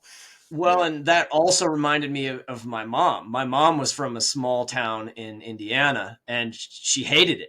You know, it was probably pretty similar to Homer, you know, and she just saw all of the general dynamics that they show in this movie. And she's like, I hate this. And she worked really hard, to get out of there. And she went to college and all this stuff. And that was at a time when, like if women went to college, like you could be a nurse or you could be a teacher. And that's pretty much it. And one of her grandmothers, so one of my great grandmothers, was a physics teacher as a woman, and that was unheard of. And so like, I think not only did she look to the past and see that, my grandma was able to do this, I'm going to do this too. But like, it just reminded me of her that like, she grew up in that same scenario and was like, I gotta get out of here. Yeah. This is terrible, and then some people love it. Some people, it really works for them to be in that kind of community, because my cousin, she stayed there and she still lives there, and so did my uncle, my mom's brother. He stayed there and married a gal, and they've lived there for 60 years. So yeah, so coming full circle to you bringing up this part of the movie, Brandon, is I think it's one simple little line like that. That's a part of the movie that actually worked for me as well. Like there were parts of this movie that worked for me, and that's one where it's just like, it's so believable. One simple little line, one simple little delivery gives you all of what we were just talking about. Is small town. This is all she knows, but she doesn't want to, if it happens tomorrow and her husband's taken away from her, I'm out. Type of thing. Yeah. That reaction, in an odd way, now that I'm thinking about it, as we've reflected on it, kind of strengthens her kind of lesser reaction about the fence too. She's like, nobody died, whatever. Yeah, take the whole house, blow up the whole house. Take the husband. Reason to get out of here. He's the one who put us in this situation. Yeah. I was say one person who wanted to get out of there. It was the little lamb of Homer who wanted to get out of the coal mine. I found it funny. He was there for like less than a week, and he was like motivated to like, he's like, all right, I'm out of here. Like I'd rather do really hard math than sling coal. Yeah. And I like how the thing that made him realize that, at least in the movie's perspective of it, the thing that made him realize that is his dad being proud of him.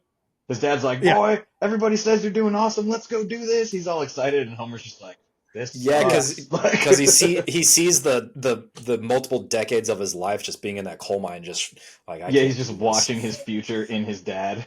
Yeah, nope, can't do like, it. Nope. Yeah, and that's when he says, "Oh, you'll have my job one day," and all this stuff. Yeah, that was probably the nail in the coffin right there. Is him saying that, and Homer was like, "Nope, I'm done." He probably should have saved that pep talk.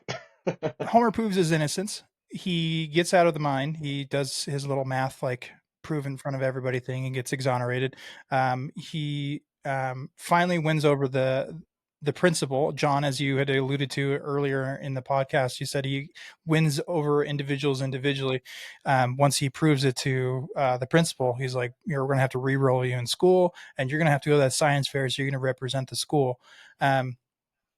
He goes to the science fair. He like wins like either like the state or the regional, portion of it. And he goes to the national, national science fair. And this is part of the true story as well. He gets his like little cone thing that they make there. He gets that stolen when he goes to the national thing. The nozzle. The nozzle. The nozzle, Brandon. You can call it what you want, son. Noozle at the end of the hooze. But anyways, in the National Science Fair, he noticed that like all the other kids, like they had brought trunks, they had brought things to kind of like stow their stuff away, and he just left everything there because he's like, where I come from, everybody just, leaves their stuff out. We don't even have locks in our lockers for high school. So when he came back, somebody had stolen his nozzle, and he, at the time, like before things were going on, he's like, oh, somebody just probably took it to shine it up or something like that. so it was kind of like a small town thinking, but it is also true in the story where he had called home and said, "Hey, I need to get another nozzle," and they were striking at the time. So his dad, being on his side, broke the strike for him in order to get them that nozzle. We talked about this a little bit earlier, but I really enjoyed the scene where the mom and the dad are fighting, and she comes up to him. She's like, "I'll leave you if you don't, help their son, and you guys, don't stop this fighting or whatever." Then the husband's like, for the first time, you can kind of see him like have like some doubt, because he's usually a really confident man, and he's like, "Well, where would you go?" I love that line. And she has like nowhere to go and like think about, and they had their honeymoon in the same place, but she's like, Myrtle Beach. Yeah.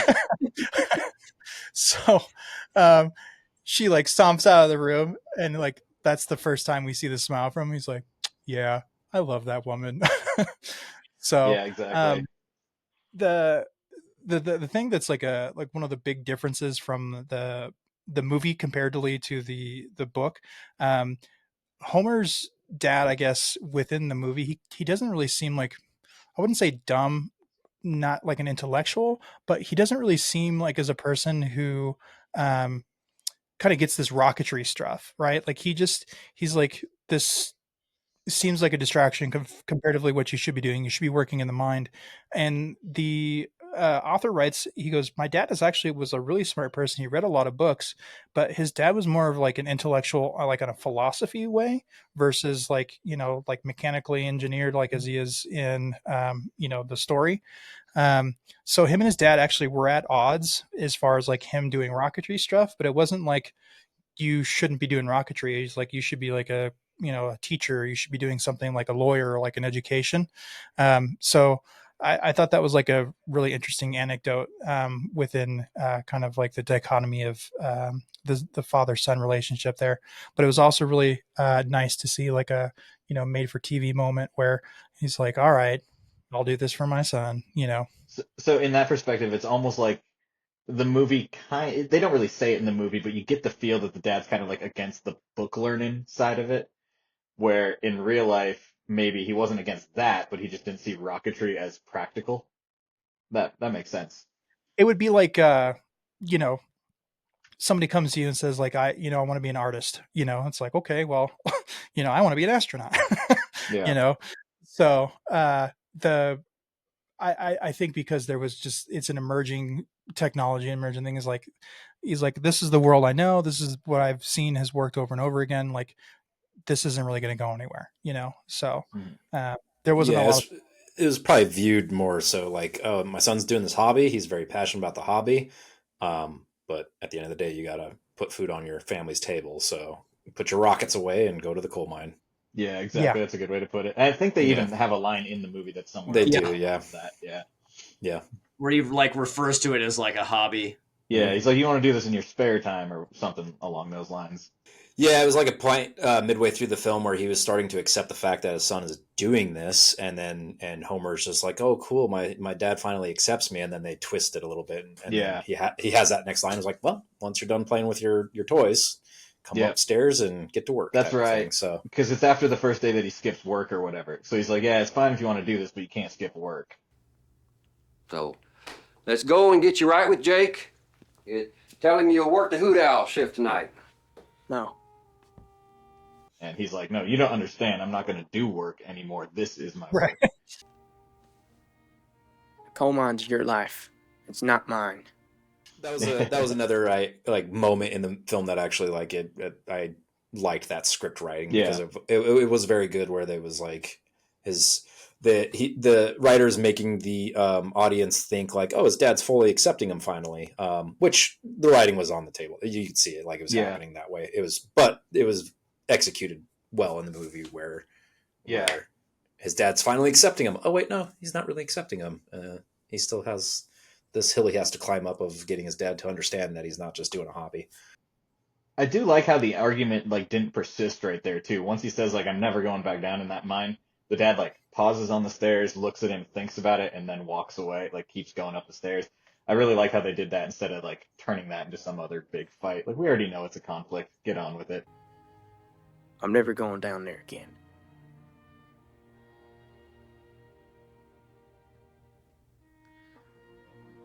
I want to go into space.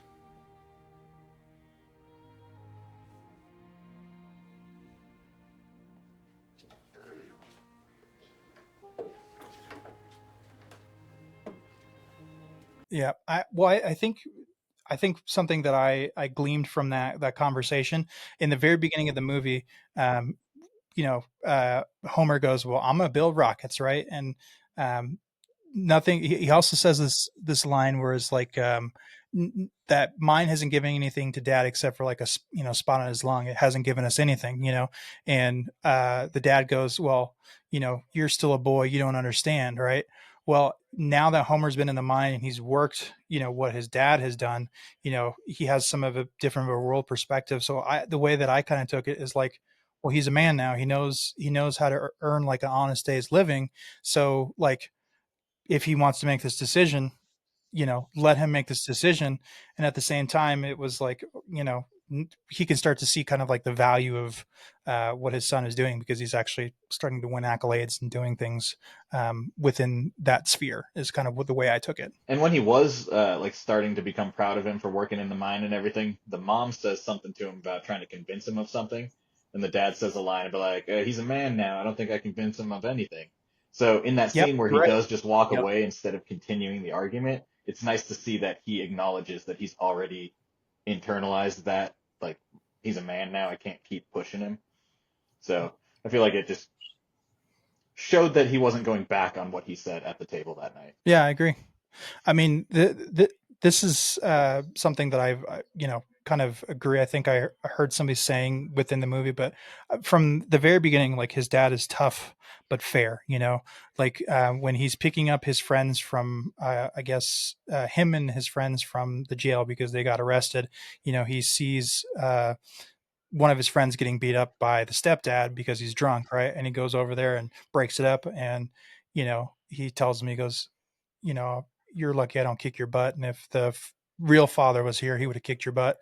And he goes into the car and he's like, he tells the boy who just got his butt kicked, he's like, your dad is one of the best men I knew. And, he really like, tells him like, like, hey, like you have value in this world basically. And your dad was amazing and blah, blah, blah. This, you can see that like he was tough enough to tell the other guy off, but he's also fair enough to say like, hey man, like, don't, like, that guy ain't shit comparatively to, to who your dad was. So I like how you said it like shows him that he has value in the world and everything too, because he's kind of saying like, yeah, it sucks that this piece of work is who you're dealing with right now in life, but that's not what you came from. Like you're cut from stronger stock than that, Yep, I agree. I thought that was a really believable scene, and I thought that would play out like that probably, because especially guys like that would be real connected with each other. And if somebody died, often, they would have like fraternal organizations like Oddfellows or just the union or whatever, they would look after the families of people where the husband, and the dad was killed. Because often, especially in those types of little small towns and mid-century or earlier, the women couldn't do anything, so if their husbands died, they were screwed, and so, there were no real support networks if the local community didn't do something. And so often you had a lot of really strong organizations, and then just friendships like that. Like he was a guy that was probably under him, and he's like, I knew your dad and he was awesome. And like, I just felt that was also, that was a very accurate depiction of how that could have played out. Yeah. The end of this movie is, it starts to kind of like crescendo, and you start to kind of get like kind of more in like, quote unquote, as the kids call it, in your feels. And that was part of what I start to felt was like the beginning of that. There's the speech at the end where after he gets back from his stay at the science fair, where he talks to his dad. Hey, we're shooting off our last rocket day at 5 o'clock, so if you'd like to come see it. I got a lot of work to do. All right. Well, I just thought I'd ask.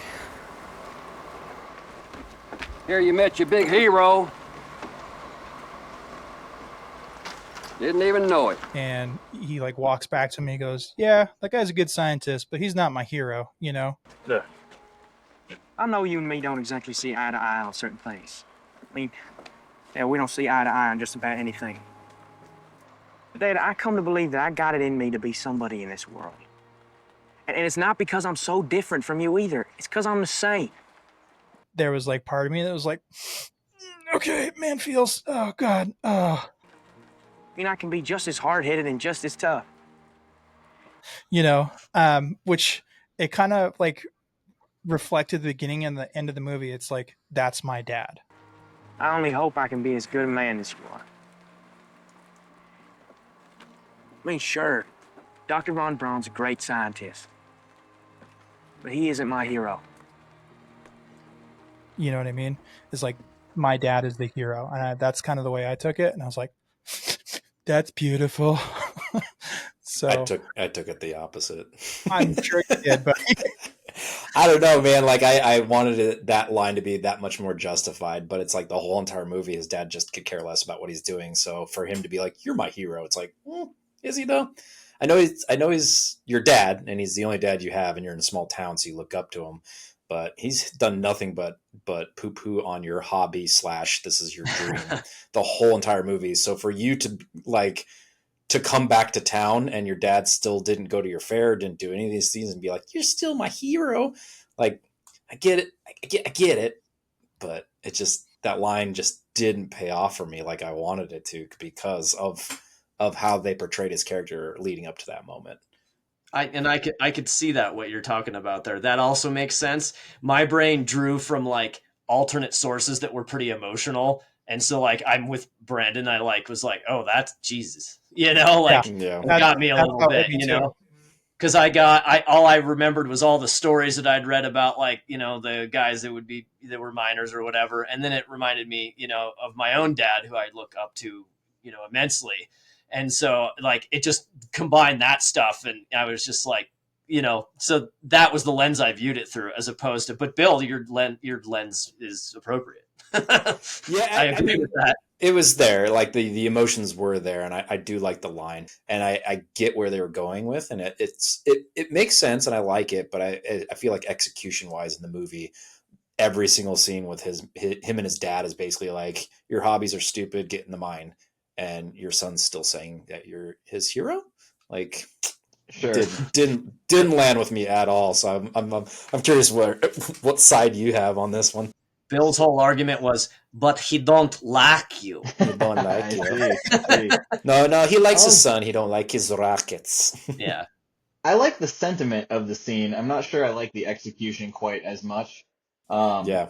And I mean, the sentiment for me is there kind of the same way you guys talk about, coming from an emotional standpoint, because I have kind of a similar relationship with my dad, where he's technically my stepdad, but he was there since the day I was born and everything like that.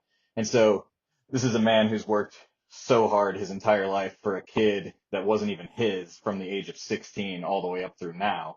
And so I have a very similar relationship, where we didn't see eye to eye all the time on everything, but he was always like my top guy that I've ever known.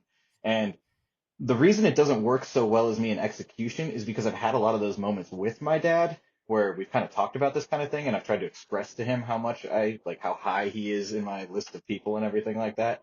And it just never comes off that like, you're my hero, you know, like it's always a much more like roundabout, like I'm trying to tell him he's my hero, but I'm also like a stubborn guy too, so I don't articulate it as movie as they did. You know what I mean? That is my point of the whole Oscar bait thing, is where it's like, I agree with what they were doing there. I would like, character wise, that's where it needs to go. But like, leading to that point, every single scene is just like, your rockets are stupid, get in the mind. And it's just like, and for them to just force that in that scene, it just it wasn't justified for me. I don't feel quite as harsh about it as you might in that. And it's for one particular reason. It's because I see it as a full circle moment from that beginning line, from when he says, "That's my dad, that's my dad." Yeah.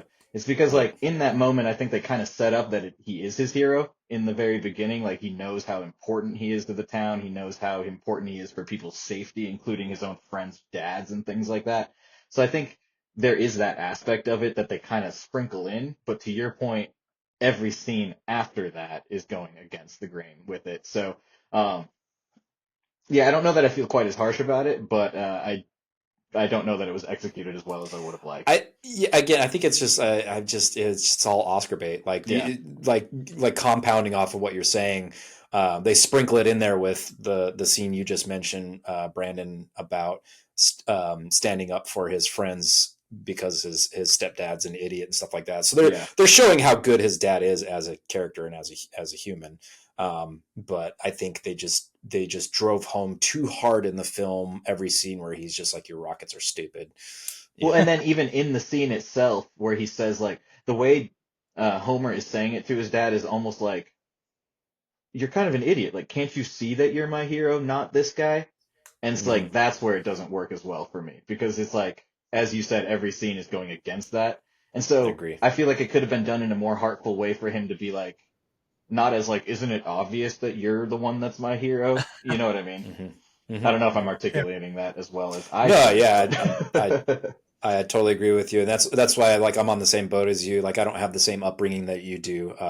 Thanks for sharing like your connection with that, and that's exactly my point. Is like it seemed like the emotion and the need for that scene is justified. I'm not saying that it's not. It's just their execution of it was too on the nose, too Hollywood, too like, just we need the scene in there to really, come full circle, rather than it being a more organic scene or something like that. You know what I mean? So, yeah, I'm with you. I feel similar as I do to the scene I just related it to, the full circle moment from the beginning, where it's like, I get the point of that's my dad, but the execution is the part I didn't like. And then it's the same thing in this particular scene. I get the need for that moment, but the execution I feel like could have been, I don't know what I would prefer it to have been, but it just, what it is didn't land as hard as I think they wanted it to for me.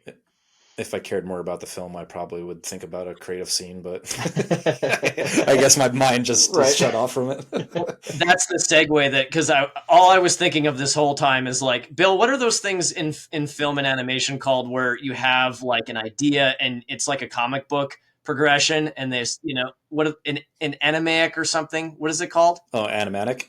And is that the word? Well, I don't know what you're trying to reference. Animatics are usually like how you storyboard a scene before you actually like shoot it, so that way you can I mean, like traditionally it would just be a storyboard, but now that we have quicker animation abilities, animatics are basically just moving storyboards. Yes, that's exactly what I'm talking about. But all I can think of is like a Bill version of this, of a non-Oscar bait version of this movie, and it just gets to the point where it's like, town caves in, everyone dead, the end. It's just something that would just is like shocking, and then a rocket comes out of the cave in. See, I don't know. That still sounds like Oscar bait to me when we think about movies like Parasite. They all died. Single fallen tear. Exactly. Well, then it would have just won an award as like some like weird horror movie. Right? Yeah. It takes a real twist there. Well, I was gonna say I would just echo what John was saying. I mean, I have a similar father-son relationship. My stepdad, my dad has been around since, I've been like 4.5.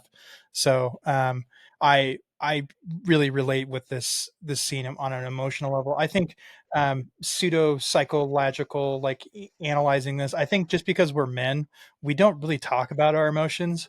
Like there's not a lot of like, bro, I love you situations until like you're forced into those situations. Or you're wasted. Definitely, or you're wasted. Yep. Love you, man. Yeah. Love you, man. You were like there for me, man. Yeah. We're brothers, bro. Like the father-son relationship, just I guess in general, like I don't know if it's an American thing or if it's just father-sons in general. Like I just don't feel like we have those conversations with our fathers like ever of like, hey, what you mean to me or anything like that. Like I as an example, this year I got both my folks, but really kind of interested to see, my dad's answers, only for the simple fact because, there's parts of his life that I don't know about just because, he's my stepfather and he just is a person who just doesn't share those situations with me. But like, there's questions like, hey, when did you decide this moment in your life? And they're just really like, not like high thinking, but like just like clear cut answers. Like you would want to ask something. There's moments, just men that we hang out in general. you and I, Bill, can go hang out for 2 days and have a weekend together. And it's like, so what's Bill been up to? I don't know. Yeah, you know what I mean? Dude, Danessa gives me so much shit about that sometimes. Like, do you know anything about your best friend? I'm like, yeah, a lot. Yeah. Maybe. So, but we're also for those also the type of creatures who are like, like, hey, do you think so and so would like this on their sandwich? No, he definitely hates that. Yeah, exactly. But like, I just think communication with men is not always there. So I think the on the noseness of that scene, for me at least, was like maybe that psychological thing in the back is like, you are my hero, Dad. Like, yeah, that you needed that. It's like that's the part that made it work for you. Yeah, I can see that. Yep. So, moving on to like the very last part of this whole movie, we have basically their last rocket. This is their grand finale. This is their their encore, so to speak. The big one. The big one. Their last rocket. In the movie, they named the rocket after the teacher who ends up having Hodgkin's disease, which actually she does. And interesting anecdote, she ends up staying at the school and teaching there, and her disease gets so bad that this is kind of a weird anecdote, but the kids end up having to like take her on a stretcher like to and from classes because her disease gets so bad. So I can, in my mind, I just imagine her like laying in a classroom like trying to teach while she's doing her thing. Reminds me of the teacher from South Park that's in like the Darth Vader thing, like rolling around the street. You know what I'm talking about? Look, you don't have to be so cold. I'm just trying to help. I don't think I've seen that. It's because like Trent Boyette burned her or whatever when she was young. Yeah, that's the whole thing. So you're saying that's what actually happened with her in the book and in real life? They stretchered her, because that's not what they put in the movie, and that's another Oscar bait thing that I just it was just irritating me so. So interestingly enough, the teacher, her name is evading me right now. But the teacher was only like a few years older than the seniors there. She was a very, very young teacher. And so she's like, if you can imagine, like, so Homer, I think, is like 16, 17 at the time. I think she was only like 20, 21 at the time that she was teaching him. So like, she's almost a peer at this point, and she was just so dedicated to teaching. Like, she never married. She knew she was going to die. She had this disease for a long time. I think they obviously played it up a little bit for the movie when they get back, like, where's the teacher, and that, but that's just something that she knew that she had. So she wanted to teach till the very, very end. Like in real life, she wanted to make sure that she had some type of impact. So there, once again, Oscar bait script. Give us that version of it. Instead, what we got was he got back to town and he goes to the hospital or wherever she's at, where she's dying. Hi, Homer. Hi. Basically, it's her dying scene, and it was just so stereotypical. Wow, her hair is perfect. Oh, she just got makeup on and everything, and she's dying in this bed, basically. And it's like, it's this heartfelt moment where she's like, I'm so proud of you, type of thing. But she just looks beautiful. You know what I mean? Like, give us the real side of it. Give us what you just said, where they have to stretcher her from room to room. Like, this is her life, and the Hodgkin's disease is not going to like, I would have loved that way better than like, oh, we got to give her shining moment of dying in bed. See, I'm curious how the timelines line up there then, because I think she died when she was like 37. So if all that happened when she was like early 20s, there's a huge. Then they're really milking it. Then they were really milking that Hodgkin's disease. I think it said that she was 31 when she 30. died. Okay, yeah, that actually might be right. Yeah, but either way, I mean, like still in the credits or the after thing. So she technically, in this film, she would have only been like 22-ish or whatever, far away from her deathbed. Yeah. But again, in the movie, they had to put that scene in there, like, I'm dying. For me, the reason they had to put it in was for the scene, another scene that I feel like doesn't work. Once again, I love this movie, but there's plenty of things that don't work in it. And one of them is that she can see the rocket launch perfectly Oh right yeah. dead center of her Oh window. yeah. I thought Like, I thought that was kind of lame. I was like, That all was right, terrible. yeah, all right. That's my point. I think that was Yeah. like I got through the whole film, and that was one of those like table flip moments where it's Yep. like, come on. Yeah. Give it, From give it, from like a storybook standpoint, like it works, but like it was so unbelievable. You're like, really? It's going to be right there that she Yeah. could see it, just leaning like this. yeah. You know, just looking out the window. Come closer. I can't see you with these old eyes. And then the rocket comes in. Yeah. Blows them both up. Yeah. Yeah, I just that was okay. I wasn't pissed off watching the whole movie, but there was definitely scenes like I've mentioned throughout, and there was that scene where I'm just like, like your reaction, Tyler, where it's just like, and the rocket's back there, and it's just like such a just Hallmark an eye moment. roll. Yeah. You know, really, movie, you're better than this. Exactly. Right. Well, the scene where, like, the whole town gets to see the rocket go up for the last time. In my mind, I had what's that song from Lion King, like Hakuna Matata, where just like everybody, like all the animals are like looking up to the sky, like quick before the hyena come. So his dad finally coming out to see his rocket launch, and his reaction, execution wise, I liked, because it's actually, he finally saw his son shoot off this rocket that's going miles and miles and miles above the ground. Like if they put that scene in there and then reworked the other scene where it's like, you're my hero, it could have just been like, Dad, I'm shooting off one last rocket, or whatever it may be. Like, I'd like you to be there. That would have been so much stronger than just on the nose, you're my hero. Yeah. You know what I mean? Because then that last scene where he finally shows up and his reaction to like, oh, holy crap, this isn't just a hobby. You know what I mean? Like, he's actually doing great things. Like it landed so good.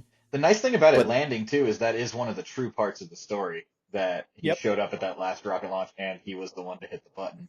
So I thought that's really cool that wasn't fabricated, like, because that would be, that's a great ending to put in for this particular story. It's nice that it is the real ending as well. Yeah, it for me, it just was undermined a little bit. Like, it's still so well executed, and they actually did a good job of that ending. Yeah, that it the whole hero scene doesn't kill it for me, but it's undercut a little bit. Like, I see what you mean. Like, they just need to rework that scene, in my opinion. But yeah, it was. That's what we needed throughout the whole film, is to see his father finally see the rocket go up in the sky, and they gave it to us. Yeah, and they executed it very well. I agree with you there. And then there's Laura Dern dying with her makeup on. Brandon, did you catch the year that it said that that the dad died in reality? Did you write that down? I want to say it was 1975, because the mine closed in 1967. So I want to say it was 1975 as the dad died, and then the mom retired from Myrtle Beach in 1978, I think. I saw that. That was funny that it said that. Yeah. I would say that just segues right into my last part of it, is the ending montage where they kind of like do like this is where everybody ended up, you know, type of thing. All of the the Rocket Boys, they end up going to college and doing their own thing, and Homer is the only one who ends up going to NASA, and he ends up writing the book, The Rocket Boys. They go through the teacher dies. I believe they had said at like 35, I could have been 31. I 31, I think is what we're saying. Yeah, 31. Cool. So she dies at 31. They go through the Rocket Boys, they go through the dad, they go through the mom, and they go through the mind. I don't know why. I mean, there's a lot of movies that end like this. I actually like when like there's true stories like this, and they're like, this is where this person ended up, this is where this person ended up, and they show like footage from that time period, or like of the actual people. You're like, oh, that person cool. Does kind of look like the actor. You know what I mean? Mm-hmm. So I found it fascinating that the other Rocket Boys didn't go on to work at NASA too. Particularly like, Quentin, yeah. Yeah, the nerd. What did he end up doing? He's like a rancher or something like that, right? I think he was the one that was like an insurance guy or something. I don't. Well, that begs me to ask: is Quentin in the story, Quentin the nerd, because they need a nerd to further the movie, the dialogue on, Or was he actually the nerd at the time? He just gave up on his nerddom and became a car salesman or something like that. You know what I mean? Maybe he didn't give up on the nerddom. Maybe he just did the math and there was more money in cars. He's the smartest one of them all. He's the smartest one of them all. Yeah. So, well, at this point in time, guys, we are done with our meat and potatoes section of this podcast. So, guys, at the end of every podcast, we, are going to sit here. We're going to kind of put our minds together. We're going to rate this guy. How would you guys rate this film on our general movies, film, cinema scale? I always like to start things off just so I can open the dialogue. For me, this kind of felt in between movie and film, more leaning towards film, only because, to Bill's point, this kind of feels like Oscar bait. Is shot very cinematically. There are very iconic scenes that we have inside this movie that have very iconic lines. I do think it's a really good family film. I really enjoyed kind of the overall message and idea and themes. If you can get past kind of because we're avid movie watchers, if you can kind of get past the cliches, because if you're not a person who watches movies all the time, you really kind of enjoy the cliches that come along with this. I'm going to start at the top. Let's go with we'll go with John, Tyler, and then Bill. You can kind of round us out there with your hate for the movie. Nice period. Yep, nice little period at the end. But John, if you want to go ahead and start us off, what do you think you rate this film? Is it movies, film, or cinema? I'd probably say film on this one. And I'd say it probably lands pretty well right in the middle of that. It doesn't have any of the spectacle that I feel like would normally be required for if we're breaking it down this way for cinema. There's nothing really large scale. There's no really wow moments or anything like that. There's nothing that pulls you in so far that you feel like you're there with them type experience. So that's why I would keep it out of the cinema.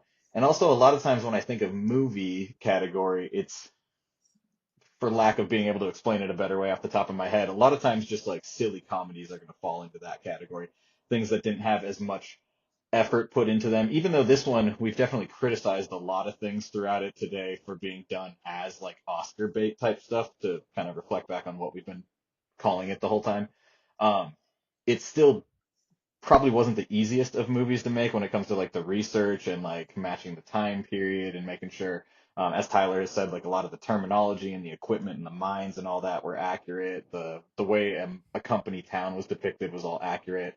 A lot of those emotions that the movie tries to drive, and even the fact that it's shown in school for multiple different reasons, for education on physics and the space program, and also just inspiring kids to do things that they find passion in. A lot of that stuff just for me puts it right down the middle of the lane in that film category. Beautiful. Tyler, your turn, my friend. What are we thinking? Yeah, I probably agree with that. It wasn't I'm just trying to think of what category I would slot it. Other films that I would kind of place it next to, that would be parallel. I guess it kind of drawn a blank at the moment. But it was funny when you were talking about this stuff at the beginning. I was going to say this, but it just reminded me just now. It did almost kind of start and play out like some of those sports films that are period sports films. It could have it could have become one of those and not been about the Rockets, and it would have kind of been the same. Mm-hmm. I see what you mean there. I don't, and I hadn't thought of that when I was watching it, but then when you guys were talking about it, I was like, and that's as somebody who doesn't know anything about sports, but I've seen a couple of those movies, and this felt like that. Hey, this feels just like Remember the Titans. Yeah, something like that. It's a period piece. It's done pretty well, but it's nothing to really write home about unless it's something that you connect with on some other level. And that's why I liked it, is that I ended up connecting with it, on, these other levels, especially with the mining stuff, which was really funny, and so I really ended up enjoying it, just from a personal perspective, because that's something that, I'm passionate about. And so that was a surprise. And, the rocket stuff was interesting, I remember thinking that it was interesting, 25 years ago or whatever. But I'd also say, probably like film, it's not just like a, some throwaway comedy or or something that you just put on as background noise or whatever. I don't know. I'm not super good at classifying this kind of stuff in that way, but yeah, I'm gonna agree with that though, and say that it definitely wasn't like top tier cinema, but certainly wasn't like, forgettable. At least for me, I could see how this movie might be forgettable for some people, but I don't personally classify it like that. Fair enough. End us with a positive note, right, Bill? Let me just confirm and say I didn't hate it, but I didn't love it. It's interesting to hear. I slept a lot in grade school, so maybe this was in my science class. I don't know, but I didn't grow up with it. I don't remember seeing it ever. There were a couple iconic scenes that I mentioned earlier that I remember seeing in passing as a kid or whatever, of him like looking up at Sputnik or whatever. Yeah, I have no emotional connection to this film as the younger version of me. And so going in and watching it now, it's really hard for me to like detach myself from the fact that it's 2025 and this is a 1999 movie. So it's a totally different pace, totally different feel or whatever. But all that aside, yeah, everything that I've mentioned before, it's just hard to not. I didn't get any emotion out of it. There was no connection because of the formulaic script that was written. But I would classify it still as, I have to put all that aside, and it's still in the film category. It's definitely not a throwaway movie. There are the aspects and the emotion of it that do speak to so many people. And I guess there is the history of it being in people's science classes. So there's that.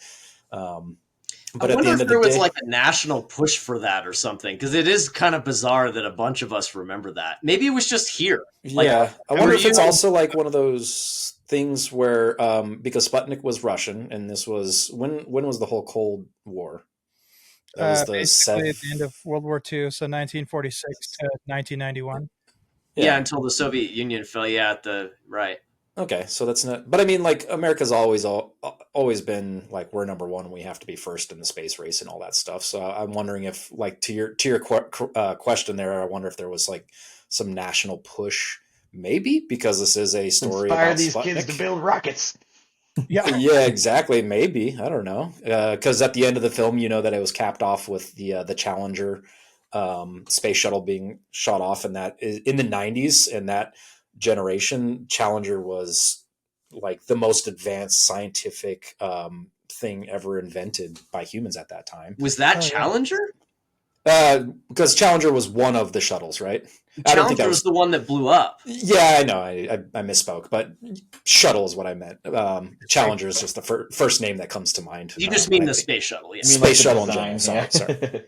Yeah, sorry about that. I didn't know. I was like, oh, is there some like connection with like? Ooh, I didn't. No, know. that would have been that would have been the wrong ending to put at this film. Yeah, well, that's why I was like, I miss shit like that sometimes. I'm like, well, that was a nice ending, and it was like, no, it was like foreshadowing this horrible event, and I would not have known. Well, isn't there some whole movie that's like a rom-com, and then it ends with like the dudes in one of the two towers at the end? It's like some Robert Pattinson movie or something, I want to say. And it's like the whole movie ends up being a bait and switch for it being a sob story that this guy died in 9/11. But it's like the whole movie leading up to it is like a rom-com. I can't think of what the title is for it. I got to look it up so we can. It's on all kinds of like videos for like Screen Rants and stuff. It's always like listed as one of these like horrible taste, like things done in poor taste. You know what I mean? It's Remember Me. Ah, yeah, there you go.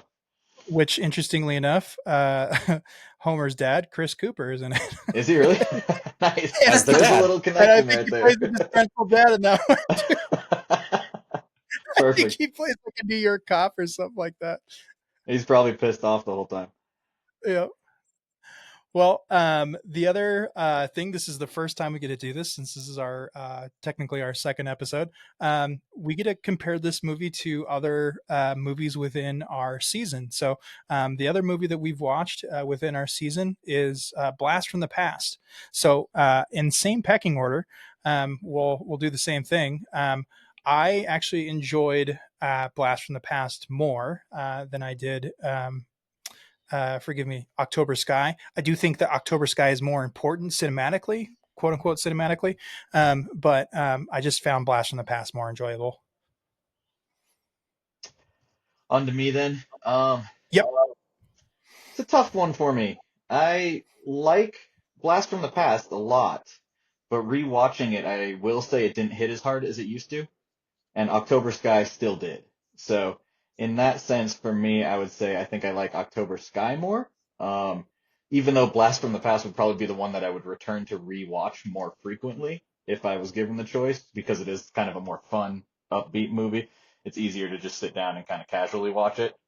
But yeah, I think if I had to choose between the two, which one I actually like more, it might be October Sky. And that part of that is probably the nostalgia of it too. Fair enough. Tyler? That's a hard question. They're so different.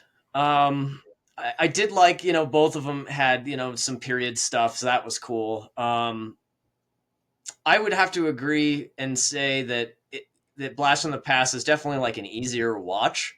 I don't know if even with like the mining stuff, I don't know if I'd really go back to October Sky. I mean, because beyond those couple of things that I kind of resonated with, it didn't.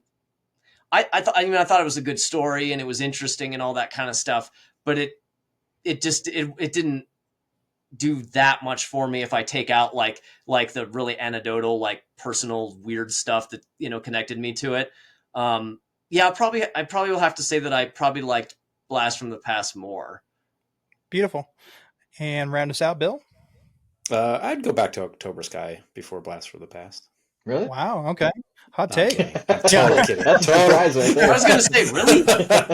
No, I'm sure it like Tyler said, they're totally different films. But entertainment wise, October Sky again didn't really do it for me. So obviously, I'd go back to Blast from the Past before October Sky again. So I'm glad I've seen it because, like I said, I know I've always heard the name October Sky. I honestly didn't know what it was about going into this, and I didn't want to watch a trailer or anything.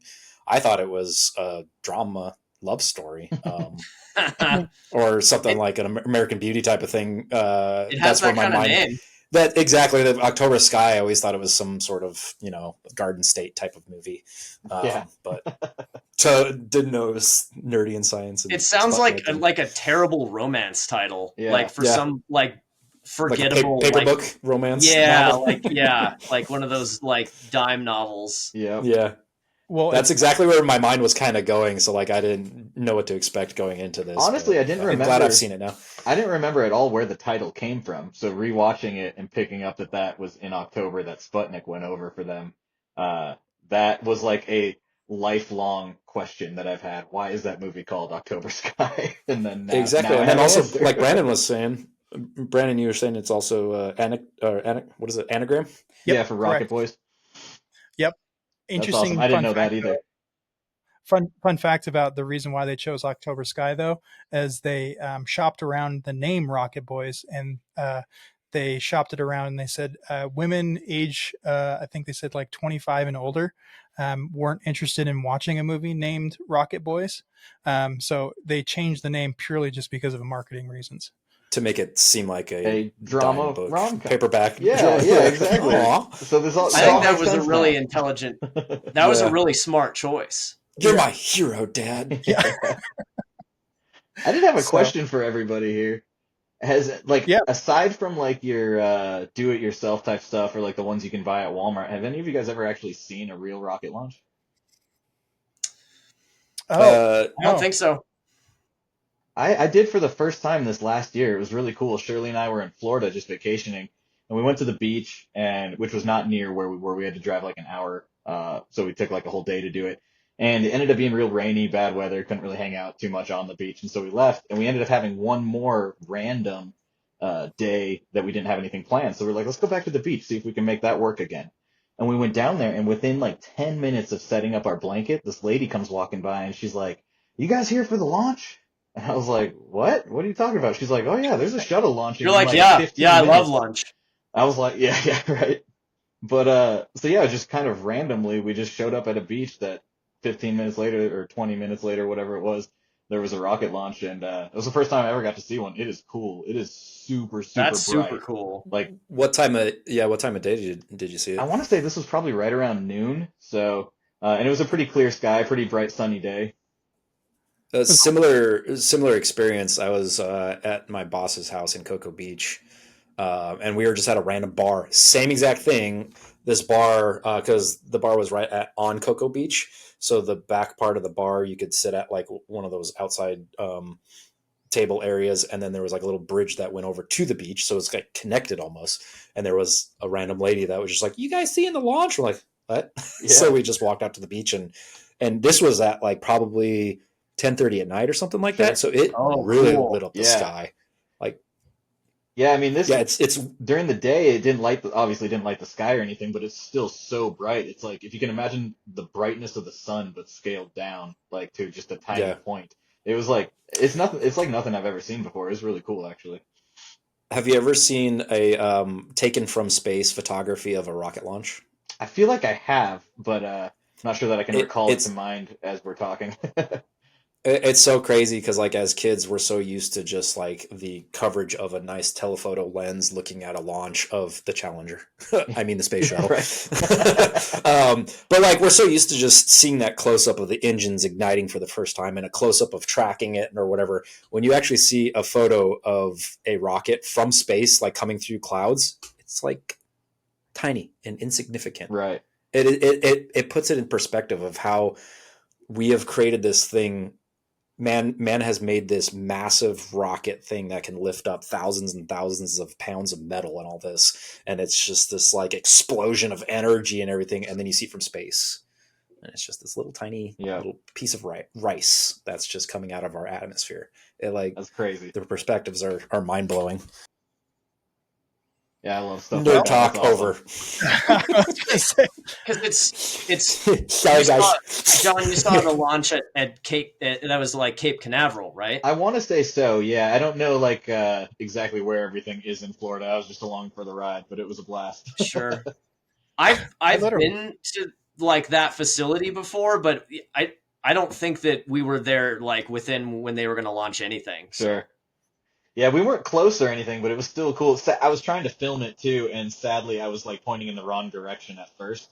So on the video that I have of it, you see it like already a little bit in the air because I was like, "Oh shit, it's to the left a little," and I like had to move over.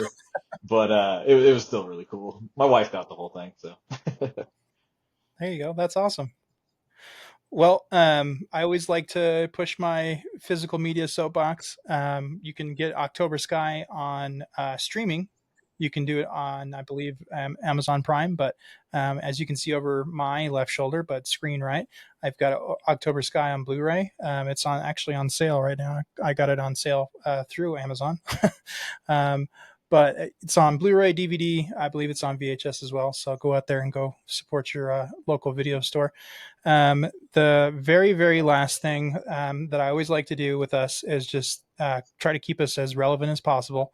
I'm going to go last as per usual. But I just want to say, hey, what are you guys watching? What are you guys reading or doing anything else besides, what we're doing here? We'll start with you, John, and work our way through. So I've been watching this most recent season of Silo lately. It's pretty good on Apple TV Plus. Rebecca Ferguson is incredible in it, so if nothing else, I recommend watching it just for her performance. She's awesome, as she always is.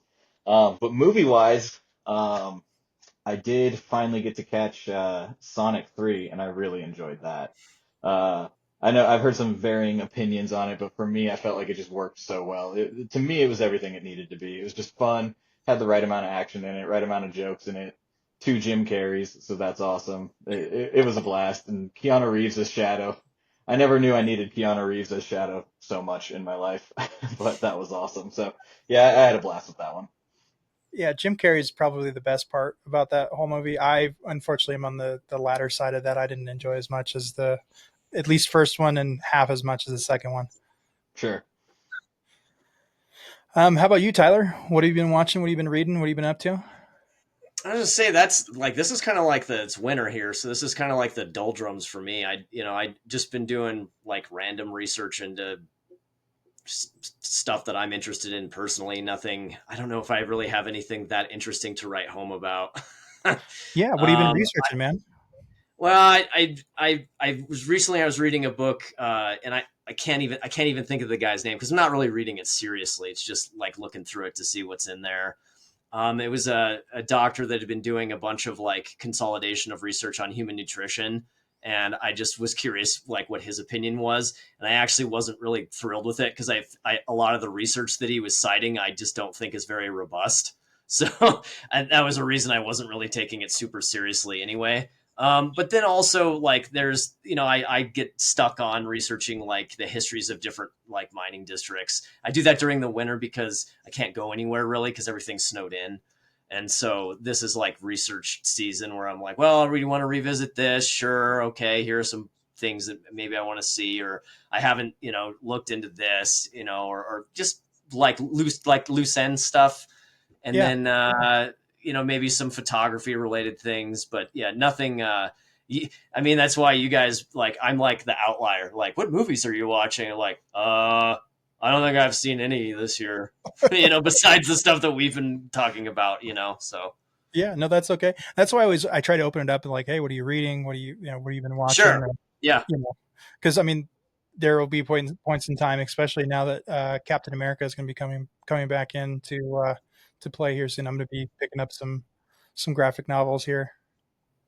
I mean, I guess a super random one is I've been reading some like random books on tarot, if you know what that is, and so that stuff is interesting to me just from more like a sociological or psychological standpoint. That's kind of fascinating. And like, do I understand it? No idea. But that's why you're reading about it. Exactly. That's why I'm reading about it. It's just that stuff is interesting to me. So that's pretty interesting. Shirt today. Did someone wear a tarot shirt? I almost did. I chose. Oh, did you? Instead, I was like, I was like Zero. I thought that was like a skate company. It is, I was like, I guess I really don't know anything about it. Well, awesome. Bill, what have you been watching or reading or what have you? Lots of things. 2 shows that I blasted through: Day of Jackal and The Penguin. The Penguin started off strong and then was okay at the ending, but the whole entire time my wife was just couldn't believe that was Colin Farrell. So, and I think they did win an award for I think he won the award for Best Actor, and I think they might have won an award for makeup. Yeah. And Day of Jackal, I jumped into. It's Eddie Redmayne. He plays a sharpshooter for hire. But there is a scene towards the end of the show where he's on a boat trying to shoot the main guy, and he mounts his sniper rifle on a Steadicam from like the early 2000s, and it is absurd. Like, and they did it mainly to like most people don't know what a Steadicam is, and this is like an older Steadicam, so it looks even weirder. I'll throw up a scene from the show. So they basically just did it to like, what kind of stabilizer can we put this gun on to make it look weird and high tech? And if you're an operator or you work in the film industry, you see that scene and you just, I get what they were trying to do, but it was just too much. You're just went. Yeah, exactly. And then the ending of the show just kind of petered off for me. But 2 movies that since our last taping of this podcast that was at the tail end of the year was Nosferatu and The Substance. And great movie. 2 really great movies. 2 really good gems. Well, you didn't like The Substance, right? Or it just wasn't for you? This wasn't for me. The body horror stuff, like, I mean, I'm a big zombie movie fan, like for sure. But the body horror for me, it just was like, it was too much. I don't know why. Maybe it just made him feel. It was too much, but that was the point. I was so good. Like, Tyler, there's a scene at the end of this movie where there's like a huge grotesque monster thing, and it just starts spewing blood all over the audience. And I was just thinking of you and thinking of Gwar and like just a metal show, because that's basically what it was. It was like a Gwar metal show is what they did at the end of this film, and they actually had metal music playing in it, and it took a whole like left turn from like what the, I mean, it was it was justified in that scene, but it was totally like the pacing and the timing and the feeling that you got from it was like a whole like, where is this coming from, like compared to the whole rest of the movie. But oh man, The Substance was probably, in a top tier of my favorite like horror films. And then Nosferatu, obviously, it was just. And that's that new vampire movie, right? Yep. Well, there was an original Nosferatu from like the 20s, I believe. Yeah. It was a German expressionism, and this is that one I know about. Yeah. Yeah, so it's basically that, and it's okay. Robert Eggert's fourth film after The Lighthouse and The Northman. And I think I heard that one is really good. Is it great? Because like that was dude, he's 4 for 4 at this point. But yeah, it's, in my opinion, the ending was a little like it kind of petered off a little bit, but it's a solid movie, beautiful cinematography. If Lily Rose Depp doesn't win some sort of award for her performance in it, my God, that's Hollywood the name is crazy. That's the name that I recognized. I was like, okay, that was because somebody had told me like you would probably like that because it's like good Victorian era stuff, So. Yep. I don't know if you've seen the original Exorcist, but they did a lot of like long time ago. Yeah, they did a lot of like on-set like visual effects in order to achieve what that kid, the possessions were doing. Lily Rose Depp in Nosferatu, she was like in it. And I need to look to see if they had like a body double for some of the contorting stuff, but she did a lot of her like you could tell like she was like contorting and doing all this stuff. Like she went all out in this role. She better win something. Yeah, she really carried a lot of the scenes within the movies as well. Well, I guess I'll finish her off, guys. Some movies I've been watching, kind of in the same vampire genre. This movie came out last year. Well, I guess technically 2 years now because we're in the year 2025. The Last Voyage of the Demeter. I would highly recommend you don't watch this movie. I'm going to watch it now. Now that you're recommending not to, I want to. What is it called? The Last Voyage of the Demeter. It's also a Bram Stoker's, Dracula again, right? Yeah. Yeah. So this is a very small subsection of the book where he's on his voyage from, I guess, Romania to. I've heard of this. The whole movie is just the boat ride, right? Yeah. The whole movie is the boat ride, and it is. Yeah, I've heard of it. It is 30 minutes, way too long.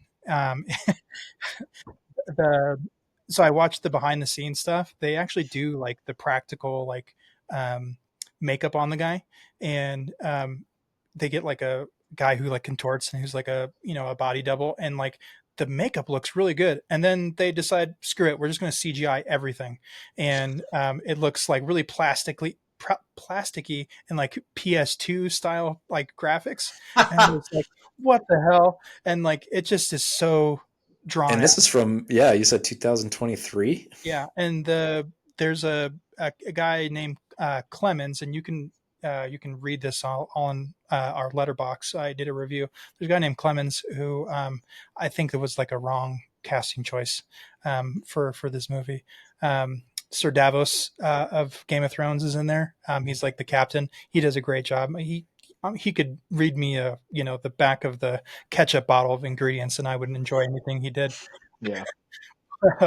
Another movie that I watched recently is kind of a different movie that I don't normally watch. It's an older movie, The Big Red One. I watched. They have like a theatrical version, and then like they call it like a reconnected version, but it's like an hour longer than the normal version.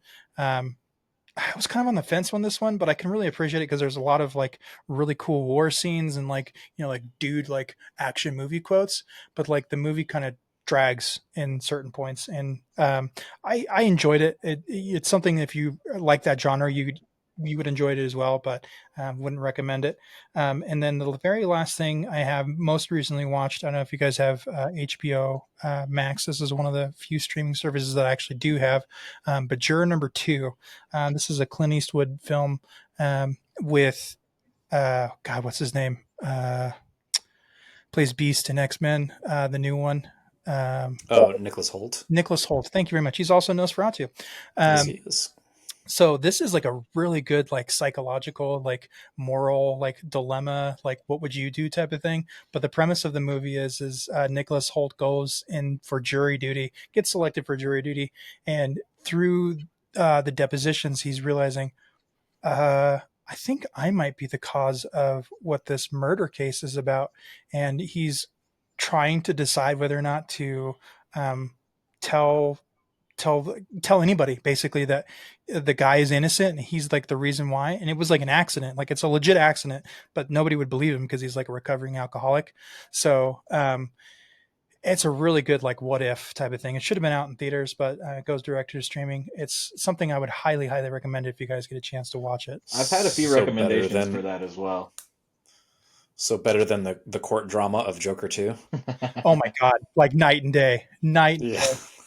But all of those movies that I had just mentioned are on our Letterboxd. If you get a chance to watch us here, we'll put not watch us, but listen to us and watch us. We'll put our links in the description below of what our different social medias are. On Letterboxd, we are MFCPod. On our YouTube channel, hey, if you're watching us, thanks for watching us right now. You can see us, and I'm waving hi to you. You're here. We love you. We'd like for you to like and subscribe. We're gonna have all of our podcasts on our major podcasting apps, such as Spotify, Apple, and anything out there for you. We're going to put in all our major podcasting apps for you. We appreciate you guys sticking around with us today in our deep dive on one line in the beginning there, and then deep dive on our emotions on how we say we love you, Dad. But I wanted to thank the guys for spending the time, and I know that today didn't work out as we originally intended. We like we had said in the beginning that we're originally intended to film in person. Being the weather is, we live in Colorado, random weather happens. So we appreciate you guys sticking with us and kind of feeling a little bit disjointed as far as how the flow is concerned, but sticking around and listening to us and watching us. We appreciate you guys, and we appreciate your support. I just want to tell you, as always, enjoy movies, film, cinema. Take care. That's a wrap on this episode of Movies, Film, Cinema.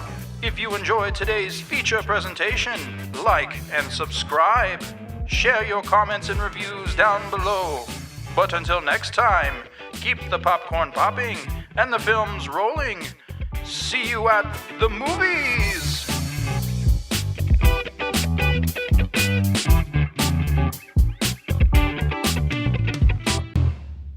That's my dad.